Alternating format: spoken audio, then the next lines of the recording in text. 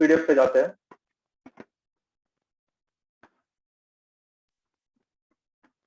ठीक है, हम लोगों ने आर्किटेक्चरल स्केल देखी थी। मैं होप करता हूँ कि आप लोगों को आईएसओ व्यूज पता है, ऑर्थोगोनल व्यूज पता है, आपके जो भी इमेजिनेशन है व्यूज को लेके वो क्लियर है, ऐसे सोचता हूँ। ठीक है, मतलब आप अगर कोई भी चीज है, कोई भी 3D चीज आपके सामने पड़ी है और आप किस एंगल से उसको देख रहे हो, तो आपको पता चलेगा कि अगर मैं ऊपर से देखूं तो वो कैसे दिखेगी, साइड से देखूं तो कैसे दिखेगी, ये सारी चीजें आपको पता होनी चाहिए, राइट।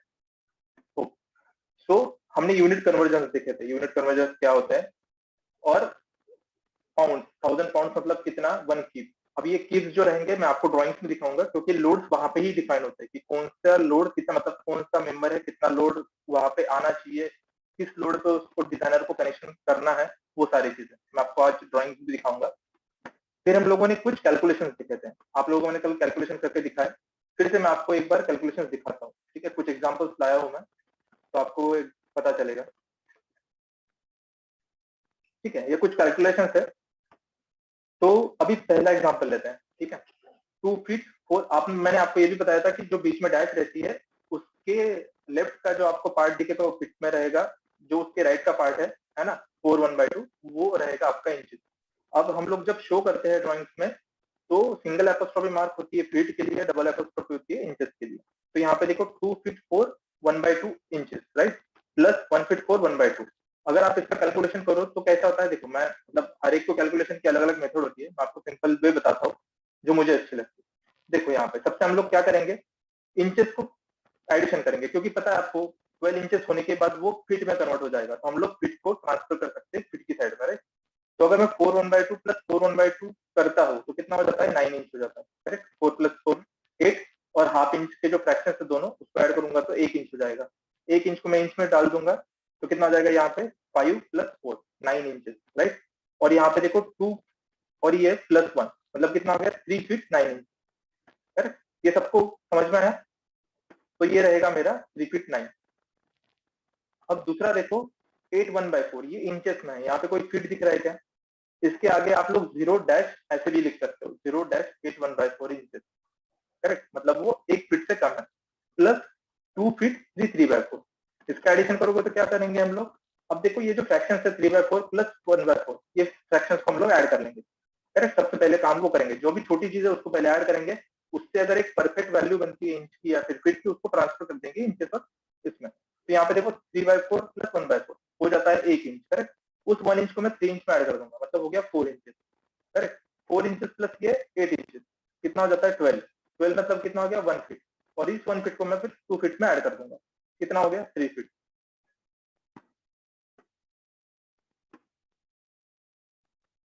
आ गया आंसर 3 फीट, करेक्ट। अब आगे का देखो 1 फीट 2 7/8 प्लस 2। अब ये कैलकुलेशन मैं आपको इसीलिए बता रहा हूँ कि हम लोगों की एक प्रैक्टिस होती है, राइट। ओरली हम लोग कैसे कैलकुलेट कर सकते हैं, हमारी जो थिंकिंग प्रोसेस है या फिर कैलकुलेशन प्रोसेस है वो कैसे होनी चाहिए, है ना। क्या है कि आपको ये टूल में सारी चीजें मिल जाती है, मतलब आपको टूल में आप लोग एक पॉइंट से लेकर दूसरे पॉइंट का डिस्टेंस गिन सकते हो। जैसे आप लोगों ने ऑटोकैड पढ़ा होगा, तो ऑटोकैड में कैसी चीज होती है, आप लोगों को अगर डिस्टेंस की कमांड डाल दी आपने डायमेंशन की, तो उतना डायमेंशन आपको दिख जाता है, राइट। आपको एक सीधा एरो आ जाता है, उसके बीच में आपको डायमेंशन मिल जाएगा। सेम चीज आपको जो भी टेक्ला टूल है उसमें आपको मिल जाएगी कि आप लोगों ने 2 पॉइंट्स के बीच का डिस्टेंस दिया तो वो डाल सकोगे। आपको कॉन्ट्रैक्ट सेट में जो भी डायमेंशन आपको ऐड करना है, क्योंकि डायमेंशन हम अपने मर्जी से थोड़ी करते हैं, जो आपको कॉन्ट्रैक्ट सेट में दिखाई देता है या फिर कॉन्ट्रैक्ट डॉक्यूमेंट में दिखाई देता है, वही डायमेंशन से हमको हमारी बिल्डिंग को बनानी है, राइट। लेकिन ये कैलकुलेशन आपको पता होना चाहिए, क्रॉस चेक के लिए कैलकुलेशन आने चाहिए। फिर तीसरा एग्जाम्पल देखो 1 फीट 2 7/प्लस 2 0 9/16। अब यहाँ पे देखो जो भी मेरे फ्रैक्शन है वो फ्रैक्शन देखो 7/8 और 9/16। अब 7/8 प्लस 9/16 में अगर ऐड करूंगा तो कितना हो जाएगा। अब 7/8 को 1 इंच में कन्वर्ट करने के लिए मुझे उसमें 1/8 एक्स्ट्रा ऐड करना है, करेक्ट।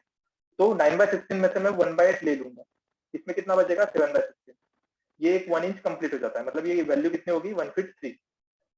1 फीट 3 प्लस ये 2 फीट, कितना हो गया 3 फीट 3।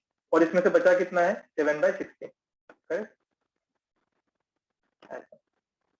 मतलब इस वे से हम लोग कैलकुलेट कर सकते हैं। अब ये सारे हो जाते हैं प्लस के एग्जांपल। मुझे फोर्थ वाला का आंसर बता सकते हैं आप लोग,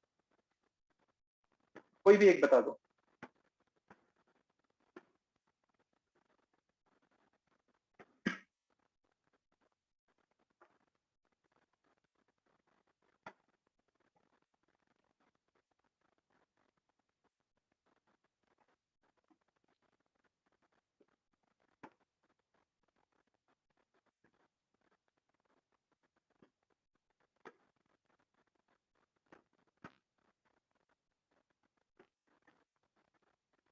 संदीप बता सकते हैं?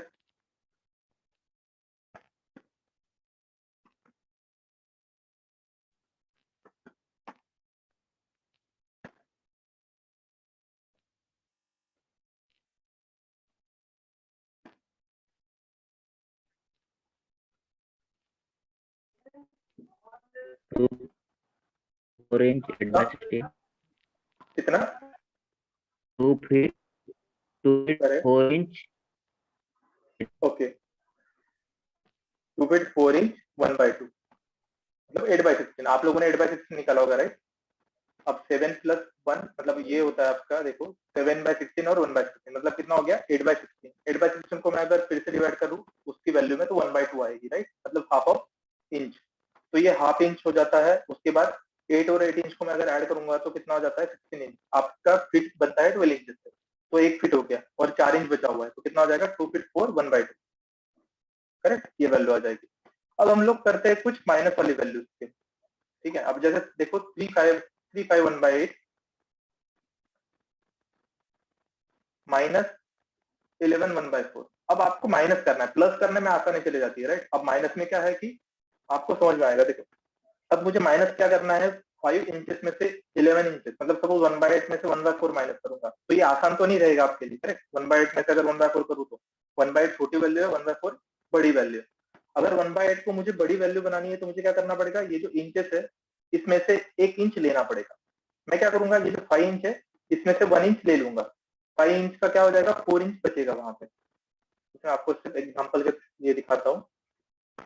मैंने क्या किया, इसको इसमें से 1 इंच ले लिया, तो यहाँ पे क्या वैल्यू बची, यहाँ पे बची मेरी 4, है ना। अब मैंने यहाँ पे क्या हो जाएगी 1/8 आ जाएगा, 1 इंच 1/8। अब 1 इंच 1/8 में से 11 1/4 में माइनस कर सकता हूँ क्या, कर सकता हूँ क्योंकि बड़ी वैल्यू होगी, है ना। 1 1/8 में से 1/4 अगर मैंने माइनस कर दिया तो कितना बचेगा, यहाँ पे 7/8 बचेगा। ठीक है, ये यहाँ तक समझ में आया। क्योंकि 1/4 प्लस ये कितना हो जाता है 1 1/8, तो 1 1/8 में से अगर मैं 1/4 निकाल दूं तो आपकी वैल्यू बची रहेगी 7/8। फिर क्या करूंगा, मैं 7/8 को यहाँ पे लिख दूंगा, है ना। उसके बाद देखो ये 4 इंचेस में से मुझे 11 इंच माइनस करना है। अब यहाँ पे फिर वही चीज आ गई, 4 इंचेस छोटी वैल्यू होगी, 11 इंचेस बड़ी वैल्यू होगी। अब मुझे क्या है, फिर ये 4 इंचेस को बड़ा करने के लिए फीट में से मुझे 1 फीट लेना पड़ेगा। 1 फीट मतलब कितना हो गया 12 इंचेस। तो यहाँ पे मैं क्या करूंगा, सेम चीज, ये मैं सिर्फ आपको दिखा रहा हूँ, लेकिन हम लोग उसको ये कर सकते हैं, मतलब उतना ध्यान रख सकते हैं। तो मेरा कितना बचेगा, 3 इंच में से एक फीट ले लिया, 3 फीट में से 1 फीट ले लिया, तो 2 फीट बचा रहा। अब मैंने क्या किया, ये जो 4 इंच था उसमें 12 इंच ऐड कर दिया, 12 + 4 16, 16 में से 11 माइनस किया, कितना बचा 5, ये 5 आ गया। और अभी देखो जो मेरा 2 बचा था, तो 2 वैसे के वैसे लिख दिया, तो कितना रहा 2 फीट 5 7/8, है ना। आया वैल्यू, ये चीज समझ में आई, सब्सट्रैक्शन सब्सट्रैक्शन कैसे होती है। 1/8 में वन, हाँ देखो ये चीज नहीं समझ में आई ना कि अभी देखो ये 5 1/8 था राइट, और यहाँ पे 1/4। अब 1/8 क्या है कि ये एक छोटी वैल्यू है, छोटी वैल्यू में से 1/4 तो माइनस होगी नहीं। तो मैं क्या करूंगा, ये जो 5 इंचेस था उसमें से 1 इंच ले लूंगा। अब 1 इंच मतलब क्या है कि 16/16 मैंने ले लिया, समझ में आया। 1 इंच इज इक्वल टू 16/16। अब 16/16 है तो यहाँ पे क्या था 1/8 था। अब 1/8 मतलब कितना हो गया, अगर इसको मैं इन द बेस ऑफ 16 करूँ तो ये कितना हो जाएगा 2/16। करेक्ट, 2/16 प्लस 16/16 कितना हो जाएगा वो 18/16। देखो कैसा होता है, मैं आपको एक जस्ट अभी दिखा रहा हूँ। अब 1 इंच इज इक्वल टू होती है मेरी वैल्यू 16/16, बराबर। अब मैंने 5 इंच में से 1 इंच ले लिया था तो वो 16/16 आ गया। अब यहाँ पे 1/8 है। अब 1/8 मतलब क्या हो जाती है चीजें, 16/16 प्लस 1/8। अब 1/8, अब देखो ये दोनों जो चीजें है 16/16 और 1/8 दोनों के बेसिस अलग है। अगर मुझे दोनों के बेसिस सेम करना है तो मैं क्या करूंगा, इसको 16 करूंगा और ऊपर वाली वैल्यू को क्या कर दूंगा 2 कर दूंगा। मतलब सेम चीज होगी, 2/16 इज इक्वल टू 1/8, करेक्ट। अब देखो जब हम लोग एडिशन करते हैं ऐसी वैल्यूज की, तो हम लोग क्या करते हैं, जो ऊपर की वैल्यू है उनको एडिशन करते हैं और बेस सेम रखते हैं, मतलब 16 + 2 18 हो जाएगी और बेस कॉमन रहेगा कितना, 16। तो ये हो जाता है 18/16, ठीक है। अब 18/16 में से मुझे माइनस क्या करना है, ये क्वार्टर इंच। अब क्वार्टर इंच मतलब देखो -1/4।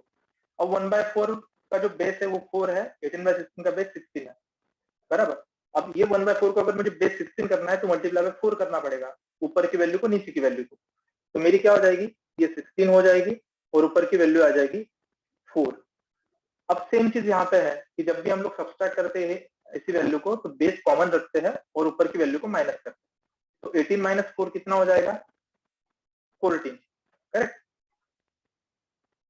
अब ये हो जाती है मेरी 14 डिवाइड बाय 16। तो 14 डिवाइड बाय 16 मतलब क्या चीज होगी, अगर आप इसको लीस्ट वैल्यू तक डिवाइड करते हैं, मतलब 14 को मैं कहां तक डिवाइड कर सकता हूँ, 7 तक, बराबर। क्योंकि 2 डिवाइड बाय 14 करूँ तो 7 बचेगा, 2 डिवाइड बाय 16 करूँ तो 8 बचेगा, मतलब ये कितना हो जाएगा, 7/8। ये समझ में आया, इसीलिए वो 7/8 आया। ये मैं आपको बेसिस कॉमन करके दिखाया, आप चाहे तो रूलर भी ले सकते हैं, ठीक है। जैसे मैं रूलर दिखाता हूँ आपको, ये वैल्यू ध्यान रखो, ठीक है। 3 5 1/8 11 1/4, जैसे हम लोग ऊपर की रूलर देखते हैं। अब ये देखो, ये रूलर थी, करेक्ट। अब यहाँ पे आपको पता चलता है कि 1/8, ये जो 1/8 था उसमें से आपको 1/4 माइनस करना था, ये 1/4। अब क्या ये छोटी वैल्यू थी, ये बड़ी वैल्यू थी, आप 1/8 माइनस 1/4 तो नहीं कर सकते, है ना। अगर करते हैं तो क्या बचेगा, -1/8 बचेगा, करेक्ट। तो मुझे अगर इसको थोड़ा बड़ा बनाना है तो मैं क्या करूंगा, जो भी उसका सक्सीडर है, मतलब इंचेस है, उसमें से 1 इंच ले लूंगा। जैसे मेरा वहां पे 5 इंच था, उसमें से मैंने 1 इंच ले लिया। तो अब 1 इंच मतलब क्या है कि ये टोटल वैल्यू, मतलब कितनी, 16/16। तो इस 16/16 को मैंने 1/8 में ऐड कर दिया। कितना हो गया था मेरा, वो हो गया था 1/8, मतलब 1 इंच प्लस 1/8। अब इस 1/8 में से मैं 1/4 को माइनस कर सकता हूँ। आप खुद सोचो कि ये अगर ये पूरी, इसके आगे और 2 चीजें ऐड करता है ना, आपको जस्ट एक अंडरस्टैंड करने के लिए। अब मैंने 1/8 इसमें से ऐड किया था, तो मेरी पहली वैल्यू यहाँ पे बन रही थी 1/16, क्योंकि देखो 2 चीजें ऐड करनी है ना मुझे, ये इतना इतना पार्ट मुझे ऐड करना था, तो यही उठाया मैंने, इसके सामने रख दिया। तो ये कितना हो जाएगा, ये 1/16 हो जाएगा, ये मेरा 1/16 हो जाएगा, और ये मेरा हो जाएगा 1/8।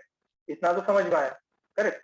अब इसमें से मुझे क्या करना है, 1/4 माइनस करना है। 1/4 माइनस करना है मतलब कितना है, देखो ये कितनी पट्टियां मुझे माइनस करनी पड़ रही है, 4, है ना, 1 2 3 4।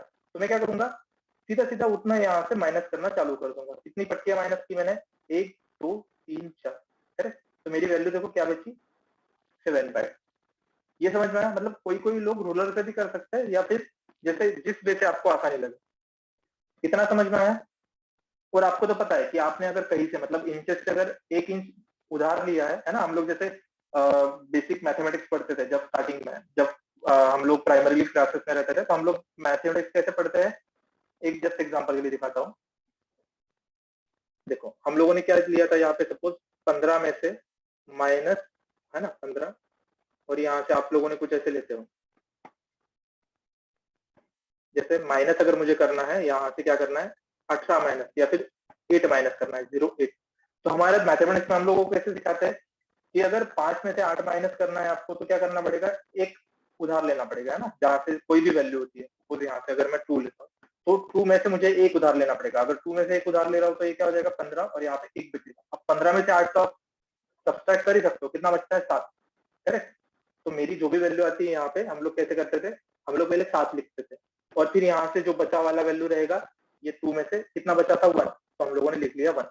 तो सेम चीज मैंने उधर की, करेक्ट। तो मैंने वहां पे कैसा किया था,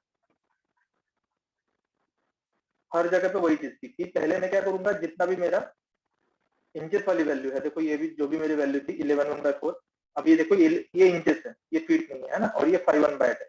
तो मैंने क्या किया, 1/8 छोटा था, इसलिए इंच में से 1 इंच ले लिया, तो यहाँ पे 4 इंच बचा। तो मैंने 1/8 से 1/4 माइनस कर लिया। फिर ये जो 4 इंच बचा था उसमें से मुझे 11 इंच माइनस करना था, जो पॉसिबल नहीं है। तो मैंने क्या किया, 1 फीट में से उधार ले ली, तो यहाँ पे 2 फीट बचा, 2 फीट में से 1 फीट उधार लिया है, तो कितना 12 inches plus 5 inches, sorry 4 inches, 12 plus 4 16 होता है। 16 में से मैंने 11 माइनस कर दिया, कितना बचा, मेरा बचा 5, और यहाँ पे 2 ऑलरेडी था तो मैंने 2 लिख दिया। यहाँ तक समझ में आया? ये चीज समझ में आई सबको? ओके, अभी एक आखिरी एग्जांपल ले लेता हूँ मैं, उसके बाद आप लोग फिर सबको समझ में आया ना, क्योंकि ऐसे कैलकुलेशन आपको आने चाहिए, एक ये ध्यान में रखो। अब हम लोग अगला एग्जांपल लेते हैं, 4 फीट 1 1/16 माइनस 2 फीट 4 7/। अब यहाँ पे देखो, यहाँ पे क्या हो जाएगी चीज कि 1/16 आपकी छोटी वैल्यू है, 7/8 बड़ी वैल्यू है ना। अब 1/16 को मुझे बड़ी बनानी है तो क्या करूंगा, 1 इंच उधार ले लूंगा। अब ये देखो 1/16 है, 1/16 में से मैं 7/8 माइनस कर दिया तो कितना बचेगा, 3/16, करेक्ट। 7/8 आपको क्या करना है, 7/8 से देखो मैं आगे जाऊंगा, 7/8 15/16 1 इंच और 1/16, मतलब कितना आ गया, 3/16 आ गया। तो मेरा यहाँ पे क्या बचा रहेगा, 3/16। उसके बाद देखो यहाँ पे 0 बची थी, तो 0 में से -4 करूंगा तो वैल्यू तो ज्यादा है 4 वाली, तो मैंने क्या किया, ये 4 फीट में से 1 फीट ले लिया, मतलब कितना हो गया 12 इंचेस। अब यहाँ पे 4 फीट में 3 फीट बचा हुआ, तो 12 में से अगर मैं 4 माइनस करता हूँ तो कितना बचता है, 8 इंचेस, करेक्ट। और बची वैल्यू जो फीट की वैल्यू है, यहाँ पे 3 और यहाँ पे 2, मतलब कितना हो गया 1 फीट। तो देखो वैल्यू वही होगी 183/16। समझ में आया? ओके, बस ये कुछ एग्जांपल्स बच्चे वाले एग्जांपल्स है, वो लोग आप देख लेना एक बार, ठीक है। मैंने वीडियो लिया ही हूँ, तो वीडियो जब आप देखोगे उसमें आपको ये चीज समझ में आएगी, ठीक है। तो तब आप ट्राई करना जो बच्चे वाले एग्जांपल्स है उनको सॉल्व करने के लिए, और उनके एग्जांपल्स फिर मुझे बता देना, आंसर्स बता देना, ठीक है। अब हम लोग जाते हैं, आप लोग ने कल का वीडियो देखा था, आप लोगों को ये जितने भी शॉर्ट फॉर्म से समझ में आए, या फिर इससे गो थ्रू जाना है?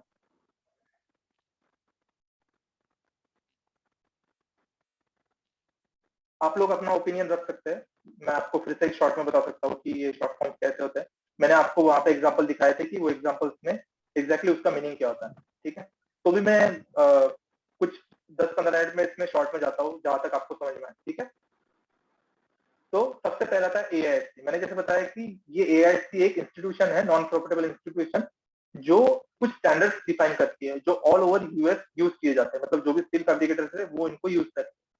इनका एक मैनुअल प्रोड्यूस होता है, मतलब इनके एक डॉक्यूमेंट्स होते हैं, डॉक्यूमेंट प्रोसीजर होती है, वो डॉक्यूमेंट प्रोड्यूस होता है, वही डॉक्यूमेंट फैब्रिकेटर्स से डिटेलर सबको यूज करना है, ठीक है, जो यूएस बेस्ड, मतलब यूएस फैब्रिकेशन के लिए काम कर रहे हैं।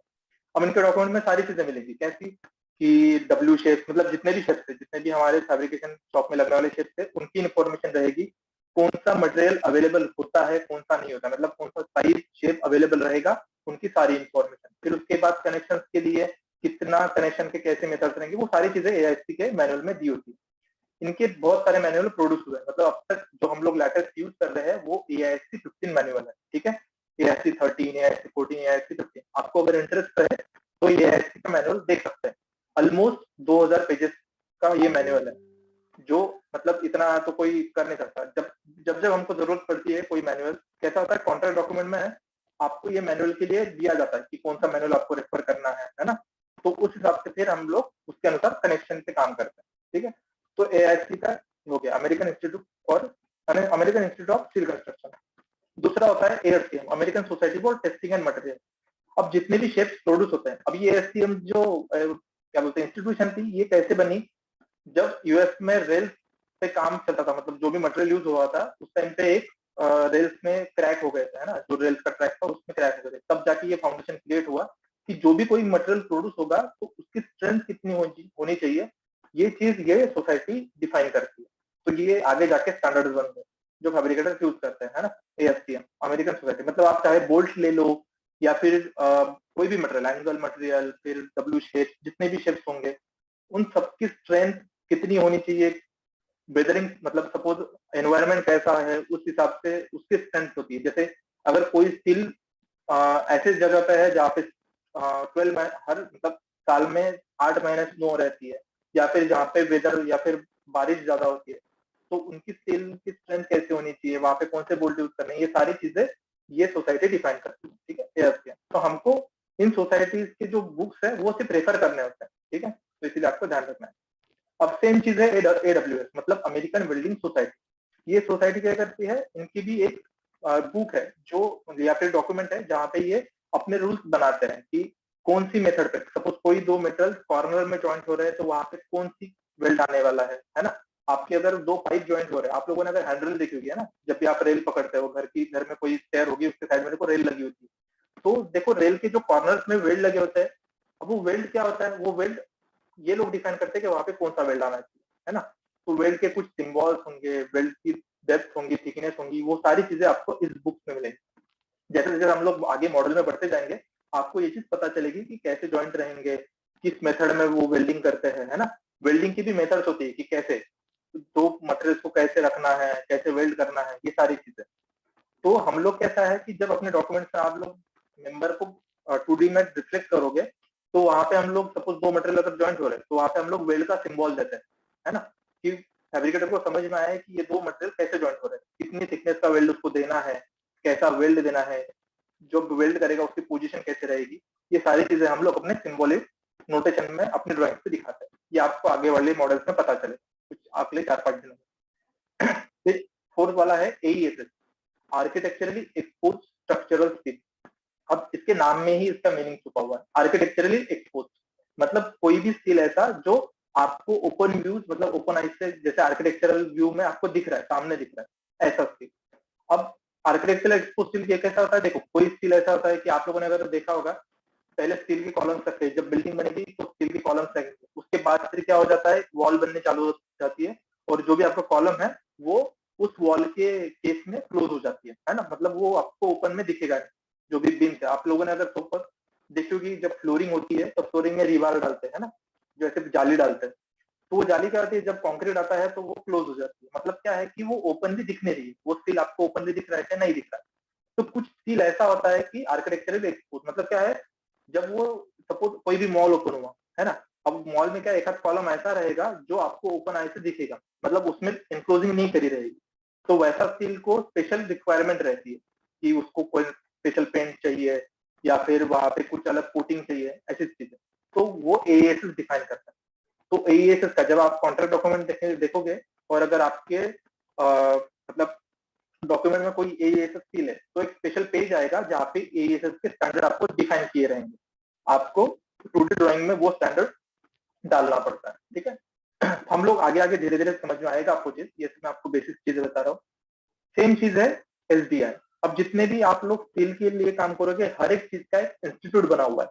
अब देखो डेक है, स्टील डेक मतलब क्या है, आप लोगों ने डेक नाम सुना है पहले, डेक मतलब आपकी छत के ऊपर देखो पतरे रहते हैं ना, उनको ही डेक कहा जाता है। डेक एक स्पेशल आकार का एक चीज रहेगी, आपको दिखाऊंगा मैं डेक मतलब, मैं आपको सिर्फ अभी एक ड्रॉ करके दिखाता हूँ कि डेक कैसा होता है।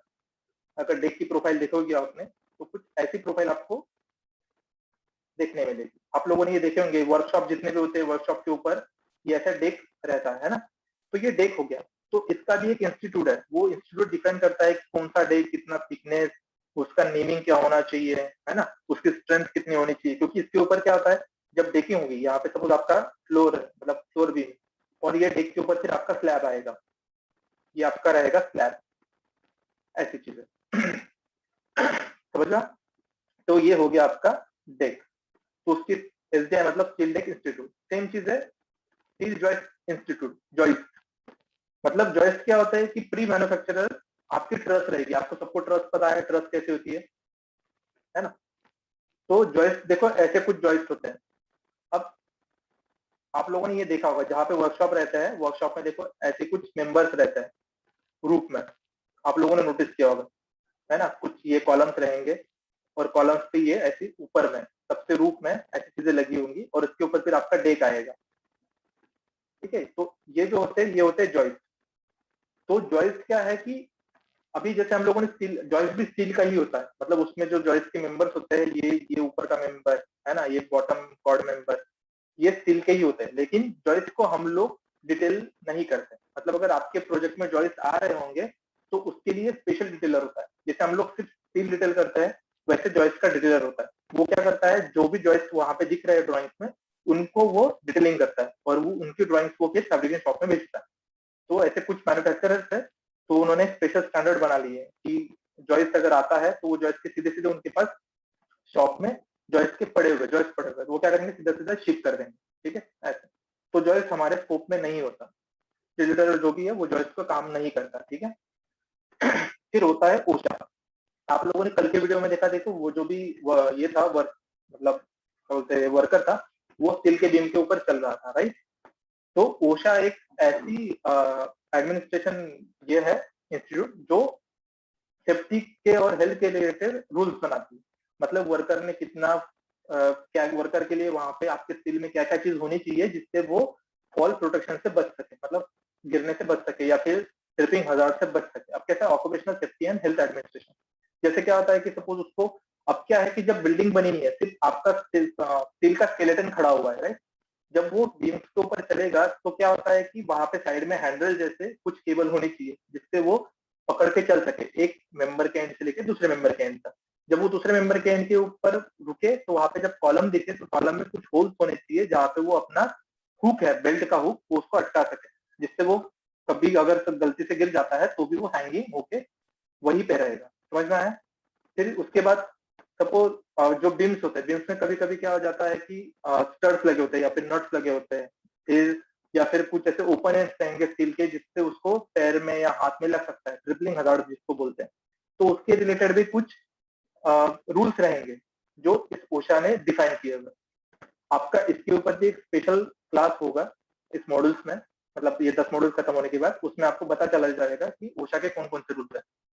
वैसे आप देखो कि जैसे आप लोग सीढ़ी बनाते हैं, राइट, मतलब स्टेयर्स आप लोगों ने देखी होगी, तो स्टेयर जब ऐसी क्रॉस में स्टेयर बनती है, करेक्ट, तो यहाँ से आप जब चढ़ रहे हो और यहाँ से भी ऊपर चढ़ रहे हो तो क्या है कि उसके लिए भी एक रूल है, मतलब आपके सर के ऊपर कोई भी ऐसी चीज नहीं होनी चाहिए जिससे आपका सर टकरा जाए।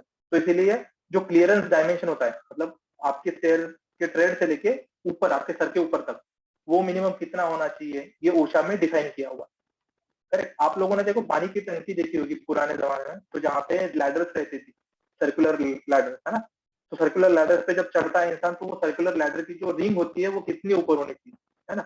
अब इंडिया में जो नॉर्मल हाइट होती है इंसानों की वो 6 फीट या फिर 6 फीट 2 3 ऐसी, लेकिन कुछ कुछ कंट्रीज है जैसे यूएस हो गया, वहां पे हो गया, वहां के लोग हटते कट्टे या फिर जैसे हाइट में जाता है तो एक स्पेशल हाइट रहती है, तो 6 फीट 5 6 फीट 6 ऐसे, तो उससे भी ज्यादा हाइट होनी चाहिए आपकी रिंग की। तो ये सारी चीजें रूल्स जो है ये ओशा में डिफाइन किए हुए, ठीक है। तो ओशा का लॉन्ग फॉर्म याद रखना, occupational safety and health administration. अब ये मैं आपको शॉर्ट फॉर्म जो बता रहा हूँ, आपकी जब टेस्ट होगी शायद उसमें ये शॉर्ट फॉर्म आ सकते हैं, ठीक है। अब आगे का है एसएसपीसी। ये एक सोसाइटी है, देखो, the society for protective coating और the steel structure painting council. SSPC का long form steel structure painting council. अब क्या है कि कोई भी मेंबर ऐसा रहेगा, जब वो मिल से प्रोड्यूस होता है आयरन, तो वहां पे क्या होता है ना कि कुछ दिन उसको ट्रांसपोर्टेशन में लगेंगे, उसके बाद वो आपके वर्कशॉप में पड़े रहेंगे। आप लोगों ने देखा है कि कोई भी आयरन जो होता है या फिर स्टील होता है उस पे वो जो गंज बोलते हैं हम लोग वो आता है, राइट।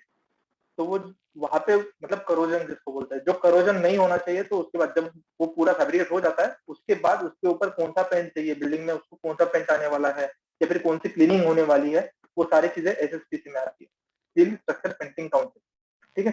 तो इसमें एसएसपीसी में उसके कुछ टर्म्स है, SP1 से लेके SP12 तक। तो SP1 मतलब कौन सा क्लीनिंग, SP2 कौन सा क्लीनिंग, है ना, सरफेस प्रिपरेशन जिसे बोलते हैं। तो क्या है कि मेंबर को, जो पहला मेंबर बना हुआ है उसको पहले वो क्लीन करेंगे, फिर उसके बाद उसको पेंट देंगे। तो क्लीनिंग के कुछ प्रोसीजर्स है, मतलब SP1 SP2 SP3 SP4, तो कौन से टाइप की क्लीनिंग है ये हम लोग आगे पढ़ेंगे। ईओडी, एज ऑफ डेक, है ना। एज ऑफ डेक मतलब क्या है कि जब रूप में आप काम करोगे तो डेक का एज, जैसे आप लोगों ने ये सपोज कोई आपका डब्ल्यू शेप है, तो यहाँ पे सेंटर से ये जो एंगल है कितना दूर है, ये चीज है, तो इसको हम लोग ईओडी बोलते हैं, है ना। आपको ड्राइंग्स में वो चीज दिखेगी। ईओएस मतलब सेम चीज, अगर सपोज यहाँ पे डेक के अलावा सिर्फ स्लैब है ना, ये आपका मेंबर हो गया ऐसी चीज, तो ये यहाँ पे आपकी हो जाएगी ईओएस, ये हो जाएगी आपकी, इसको हम लोग बोलेंगे ईओएस, मतलब एज ऑफ स्लैब, स्लैब का एज कितना है वो, सपोज ये सारी चीजें।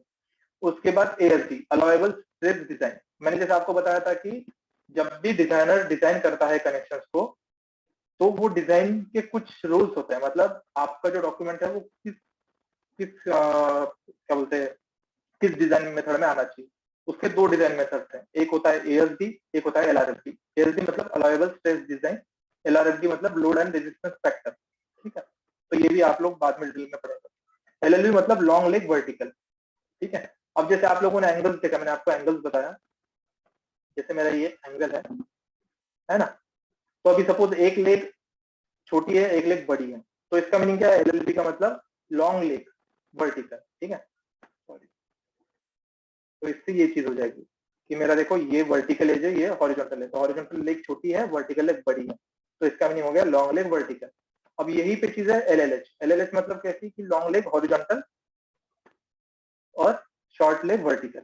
अब ये चीजें क्यों मैं बता रहा हूँ कि जब भी ये चीजें आपके मॉडल्स में आएगी, जब आप 3D मॉडलिंग करोगे, तो 3D मॉडल में क्या होता है कि अगर कोई भी और इवन साइज का एंगल हो गया या फिर HSS हो गया, जैसे ये देखो HSS है ना, हॉलो स्ट्रक्चरल सेक्शन, ये होता है आपका ऐसा। आप लोगों ने देखा होगा पाइप देखे होंगे ऐसे, है ना,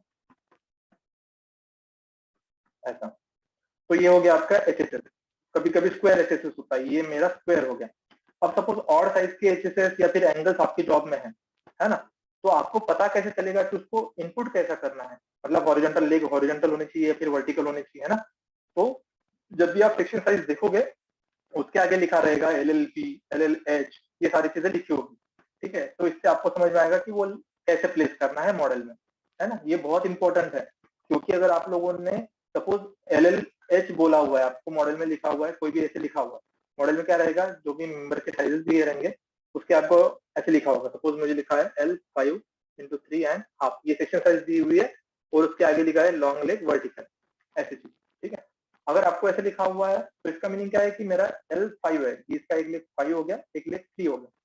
तो अगर मुझे LLV बोला है, तो मेरे जब मैं प्लेस करूंगा मॉडल में, तो प्लेस कैसा होना चाहिए, वो होना चाहिए इस व्यू में, ऐसा। जब मैं मॉडल में डालूंगा तो मुझे ये ऐसी चीज दिखनी चाहिए, लेकिन गलती से आपने ऐसे ऐसे कर दिया, है ना। तो इससे क्या हो जाएगा कि सपोज अगर ये मेंबर उसने वहां पे मतलब फील्ड में गलती से ऐसे प्लेस करते हैं आपके इंडिकेशन के हिसाब से, मतलब आपके 2D ड्राइंग में कैसे दिख रहा है उसके हिसाब से, तो क्या हो जाएगी, वहां पे एरर हो जाएगा, समझ रहे हो। तो एरर बहुत कॉस्टली होते हैं, है ना। तो इसीलिए सपोज इसमें होल्स है, या ऐसे कुछ होल्स आने वाले हैं, तो क्या हो जाएगा, सारा गलत हो जाएगा।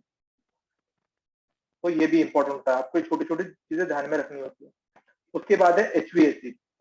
इसका मीनिंग क्या है, heating ventilation and air conditioning system. आप लोगों ने देखा है कि बिल्डिंग जब बनती है, तो जैसे स्टील के स्केलेटन बन गया, फिर बाद में फ्लोरिंग आएगी, स्लैब आएगा, है ना, फिर रूफ में डेक आएगा, साइड में फिर वॉल कंस्ट्रक्ट होना चालू हो जाएगा।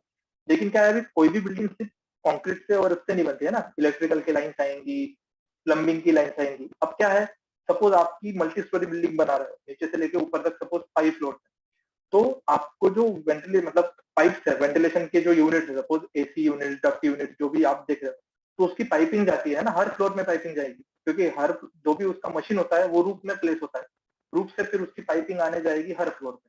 तो वो जो पाइपिंग पास होने के लिए आपको जो स्लैब रहेंगे उसमें कुछ ना कुछ ओपनिंग देनी पड़ेगी।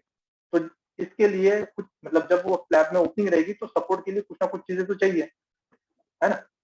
जैसे मैं अभी आपको दिखाता हूँ कि ये मेरा फ्लोर है ना, और यहाँ पे आपने मशीनरी रखी है वेंटिलेशन की, और यहाँ पे आपका फिर AC डक्ट का यूनिट है, यहाँ से कुछ पाइपिंग आने वाली है, ऐसी कुछ पाइपिंग यहाँ से पास होगी और यहाँ पे ऐसी जाएगी। तो क्या है कि यहाँ पे आपको ओपनिंग चाहिए फ्लोर में, तो इस फ्लोर की ओपनिंग को सपोर्ट करने के लिए हम लोग नीचे में फ्रेम्स लगाते हैं, है ना, सपोर्ट फ्रेम, मतलब जिसके ऊपर आपकी फिर edge of slab, edge of deck सब आएगा। तो इसीलिए आपको HVAC के ड्राइंग्स आते हैं, जब आपकी बिल्डिंग बनती है उसके बाद साइड में आपको HVAC के डॉक्यूमेंट्स आते हैं, तो डॉक्यूमेंट्स देख के आपको समझ आता है। मैं आपको कॉन्ट्रैक्ट डॉक्यूमेंट जब बताऊंगा उसका आपको समझ में आ जाएगा, ठीक है। तो इसका भी फॉर्म मतलब लॉन्ग फॉर्म याद रखो। फिर आता है JBE, मतलब जॉइंट बेयरिंग एलिवेशन, ठीक है, आपको ये ध्यान में रखना है इसके लॉन्ग फॉर्म। फिर गेज। अब गेज मतलब क्या है कि जब आप लोग बोल्टिंग कनेक्शन करते हैं, मैंने जैसे बताया आपको कि हर मेंबर, जब मेंबर मिल से प्रोड्यूस होता है, तो हर मेंबर में कहाँ पे बोल्ट प्लेस होना चाहिए, एक स्पेसिफिक गेज होता है। मतलब जब कनेक्शन करेगा, तो जैसे मैंने AIC का डॉक्यूमेंट बताया, AIC का डॉक्यूमेंट में बताया हुआ है कि जब भी कोई मेंबर दूसरे से बोल्टिंग में कनेक्ट होता है, तो वो जो बोल्ट लाइन होगी वो कहाँ पे होनी चाहिए, है ना। मतलब जब एंगल होता है, वो मैं आपको दिखाता हूँ। ये मेरा एक W शेप है ना, तो जब कोई भी एंगल यहाँ पे ऐसे लगने वाला है, तो कुछ जब कोई भी कनेक्शन होगा,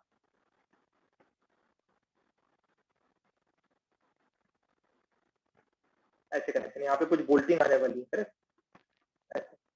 तो गेज मतलब क्या होता है कि ये जो बोल्ट लाइन है ना, एंगल से लेके कहाँ पे बोल्ट लग रहा है, या फिर ये सारी चीजें देखो कि इस सेंटर लाइन से ये जो फ्लेंजेस है यहाँ पे कितनी बोल्टिंग, कितना दूर है इस सेंटर से, इसको हम लोग बोलेंगे गेजेस, है ना, इस एंगल से कितना दूर है ऐसा। तो जब भी मटेरियल प्रोड्यूस होता है तो उसकी जो प्रॉपर्टीज मैंने बताई है एससी में, तो एससी के हर वाइनल में आपको समझ में आएगा कि प्रॉपर्टीज कितनी है। तो यहाँ पे डिफाइन होती है कि एंगल की साइज अगर L4/3 है तो L4 की जो लेग है उसमें गेज कहाँ पे आएगा, मतलब कुछ डायमेंशन दिया रहेगा। फिर सपोज W5/16 का कुछ बीम है, तो 5/16 में इस लेग पे वो कहाँ पे आएगा, इसका मीनिंग होता है गेजेस। ये आगे आगे जब हम लोग मॉडल्स पढ़ेंगे आपको पता चलेगा, ठीक है, ये सिर्फ अभी इंट्रोडक्टरी है। फिर आता है एफपी, मतलब फील्ड वेरीफाई। कुछ टाइम अभी इसको कोई एग्जिस्टिंग बिल्डिंग बन रही है, एग्जिस्टिंग बिल्डिंग जब बन रही है और आप उसके साइड में एक नई बिल्डिंग बना रहे हैं, तो क्या होता है ना कि कुछ डायमेंशन हमको जब वो बिल्डिंग बनती है उस टाइम पे ही मिलते हैं। मतलब आपकी बिल्डिंग से वो जो एग्जिस्टिंग बिल्डिंग है वो कितनी दूर है, तो वहां पे वो डायमेंशन आपको फील्ड में कोई सुपरवाइजर जाएगा, वो डायमेंशन को गिनेगा, है ना। लेकिन इतना टाइम तो रहता नहीं है डिटेलर के पास, उसको आप अपने ड्राइंग्स को आपको वेरीफाई करवाना होता है। तो हम लोग क्या करेंगे, कोई भी डायमेंशन देते हैं और उसके नीचे लिखते हैं फील्ड वेरीफाई। तो क्या है कि जब वो डायमेंशन, मतलब आपकी ड्राइंग फील्ड जाएगी, वहां पे वो चेक करेगा कि ये डायमेंशन कितना है। अगर आपके ड्राइंग से मैच किया तो बेटर है, अदरवाइज वो फील्ड वेरिफिकेशन का जो भी डायमेंशन है उसके हिसाब से वो कंस्ट्रक्शन करेगा, ठीक है। अब एफओडब्ल्यू मतलब क्या है, face of wall. Face of wall मतलब क्या है कि आपके बिल्डिंग में सपोज यहाँ पे ऐसे कोई वॉल है और आपका स्टिक यहाँ पे है ना, तो कुछ डायमेंशन आपको दिया हुआ रहेगा कि इस वाले आपके स्टील से ये फेस ऑफ वॉल कितना है, तो ये ऐसे कुछ डायमेंशन होगा यहाँ पे, कोई 1 फीट 2 1 फीट 3 जो भी होता है डॉक्यूमेंट में वो आपको पता चलेगा। उसके बाद है फिनिश फ्लोर एलिवेशन। अब क्या है कि आपकी बिल्डिंग अगर मल्टी स्टोरी है तो आपको हर एक चीज के प्लान दिए हुए हैं, है ना। तो first floor plan, foundation plan, फिर सेकेंड फ्लोर, थर्ड फ्लोर। तो अब फ्लोरिंग प्लान जब आपको दिए रहेंगे वहां पे आपको एलिवेशन दिए रहेंगे कि टॉप ऑफ स्टील का एलिवेशन क्या होना चाहिए, फिनिश फ्लोर का एलिवेशन क्या होना चाहिए, है ना।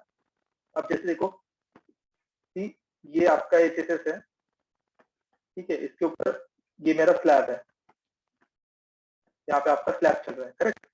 तो इसका एलिवेशन कुछ अलग रहेगा, ये टॉप ऑफ स्टील का एलिवेशन कुछ रहेगा, तो इसको हम लोग बोलते हैं फिनिश फ्लोर, है ना। ये आपका फाउंडेशन हो गया, ये आपका टॉप ऑफ स्टील एलिवेशन होता है। फिर आपके यहाँ पे स्लैब आ रहे हैं, फिर आपके यहाँ पे दूसरे फ्लोर का स्टील मेंबर, ठीक है, फिर इसके ऊपर स्लैब, ऐसा।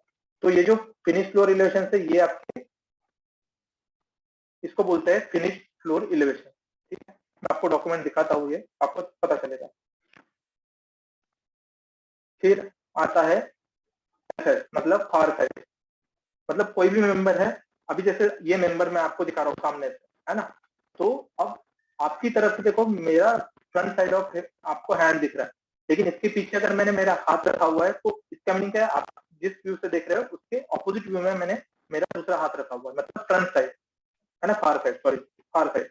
अब ये क्या हो जाएगी, ये नियर साइड हो जाएगी मेरे हाथ के, मतलब जिस व्यू में आप देख रहे हो उस व्यू से आपको क्या दिख रहा है, ये नियर साइड में दिख रहा है, इस फार साइड में दिखती है। तो मेंबर्स में जब जैसे मैंने आपको डॉक्यूमेंट में दिखाया, तो ऊपर बीम के दोनों साइड में आपको टिपनर दिखी थी, राइट। तो जिस व्यू से आप देख रहे हो उससे नियर साइड फार साइड, ये चीज है, ये मेरी नियर साइड होगी, ये फार साइड होगी, है ना। अभी देखो आपको फिर से टॉप व्यू से मैं डबल शेप देख रहा हूँ, तो यहाँ पे एक प्लेट लगी हुई है और यहाँ पे एक प्लेट लगी हुई है। अगर मैं इस साइड से देखता हूँ तो मेरी ये जो प्लेट है ये नियर साइड में है, और ये वाली प्लेट कौन सी है, फार साइड में, समझ में आया। क्योंकि बीच में आपकी प्लेट दिखेगी, मतलब मैं अगर फ्रंट साइड में देखूंगा तो फ्रंट साइड से मेरा व्यू कैसे दिखेगा, ये डब्ल्यू शेप दिखेगा। यहाँ पे एक प्लेट दिखेगी आपकी और एक दूसरी प्लेट आपको यहाँ से दिखेगी, करेक्ट। अब ये जो प्लेट है ये डॉटेड में दिखेगी आपको, व्यू जब देखते हो डॉटेड में दिखेगी, करेक्ट, समझ में आया। तो ये मेरी नियर साइड होगी, ये होगी फार साइड। अगर मैं इस साइड से देखता हूँ तो ये नियर साइड, ये फार साइड, समझ में आया। तो ऐसे आपको समझना है एनएस और एसएस का मतलब। मैं इसलिए बोल रहा हूँ कि इमेजिनेशन आपकी बहुत अच्छी होनी चाहिए, कि इमेजिनेशन ही सब कुछ है, ठीक है। फिर आगे का है सीजेपी, कंप्लीट जॉइंट पेनिट्रेशन। ये जो टर्म यूज होती है, ये यूज होती है वेल्डिंग में, मतलब दो मेंबर्स कैसे वेल्ड हो रहे हैं इस चीज से। सपोज आप लोगों का ये पाइप है ना, पाइप छोड़ो, ये सपोज ये एचएसएस है, ये मैंने जैसे बताया हॉलो स्टील स्ट्रक्चर है, करेक्ट। जब ये एचएसएस आप दूसरे एचएसएस के साथ अटैच करोगे, है ना, मतलब इसका मैं अभी साइड से दिखाता हूँ।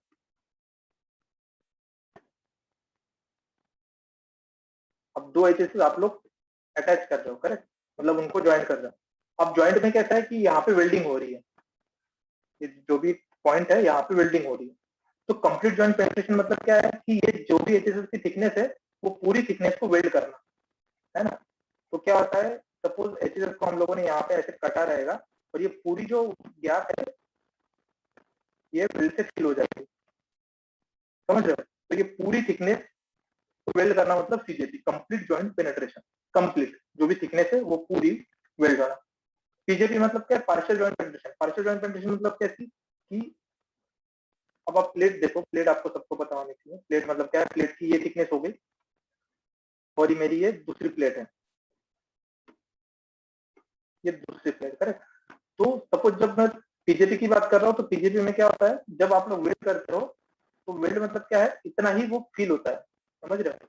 मतलब पूरी थिकनेस उसकी वेल्ड नहीं होगी, सिर्फ कुछ पार्शियल थिकनेस होगी, ये उसकी थिकनेस होगी, करेक्ट, ये उसकी थिकनेस है। पीजेपी मतलब क्या है कि सिर्फ पार्शियली वो वेल्ड होगा। और फुल पेनिट्रेशन में क्या है, फुल पेनिट्रेशन मतलब उसकी पूरी थिकनेस वेल्ड होगी, ठीक है। इन दोनों का डिफरेंस आपको समझ में आ गया। अब आगे में चलते हैं, बॉम्ब, बिल ऑफ मटेरियल। अब क्या है कि आपको कॉन्ट्रैक्ट डॉक्यूमेंट आता है, कॉन्ट्रैक्ट डॉक्यूमेंट में आपको सेक्शन साइजेस वगैरह सारी इंफॉर्मेशन की दी हुई है। आपको क्या करना होता है, उससे 3D मॉडल बनाना होता है। 3D मॉडल बनाना मतलब क्या है कि आपको जितने भी मेंबर्स आपके डॉक्यूमेंट में दिख रहे हैं वो डॉक्यूमेंट को उठा के आपको 3D मॉडल में डालना है ना, और उससे फिर कनेक्शन करके वो 2D ड्राइंग प्रोड्यूस करके भेजना। लेकिन जो भी मेंबर्स आप डालोगे तो फैब्रिकेशन शॉप में क्या होता है, जैसे जैसे आप उसको डील करते हो, फैब्रिकेशन शॉप वाला क्या करता है, उन मटेरियल को परचेज करके रख देता है, ठीक है। परचेज करके पहले से ही रख देगा। फिर जब आप आपकी 2D फाइनल 2D ड्राइंग उसको भेजोगे तो वो ड्राइंग देख के वो क्या करेगा, मेंबर को उठाएगा और फिर फैब्रिकेट करना चालू होगा। अब कैसा है कि आपका कोई एक बड़ा जॉब आया, सपोज 100 टन का एक जॉब है, उसमें सपोज 100 मेंबर यूज हो रहे हैं। अब 100 मेंबर क्या है, 100 मेंबर वो पहले से ही खरीद के रख देगा। अब वो मेंबर खरीदेगा तो उसको सारी चीजें तो डिफाइन होनी चाहिए ना, कि किस मेंबर के लिए कौन सा उसका शॉप में पड़ा हुआ मेंबर यूज होने वाला है। तो इसके लिए हम लोग एबीएम भेजते हैं, है ना। तो एबीएम क्या होता है, एडवांस बिल ऑफ मटेरियल। ये रिपोर्ट होती है जिसमें आपने जो भी आपके मॉडल में 3D मॉडल में आपने मेंबर चूज किए हुए हैं, वो मेंबर्स की कितनी लेंथ चाहिए।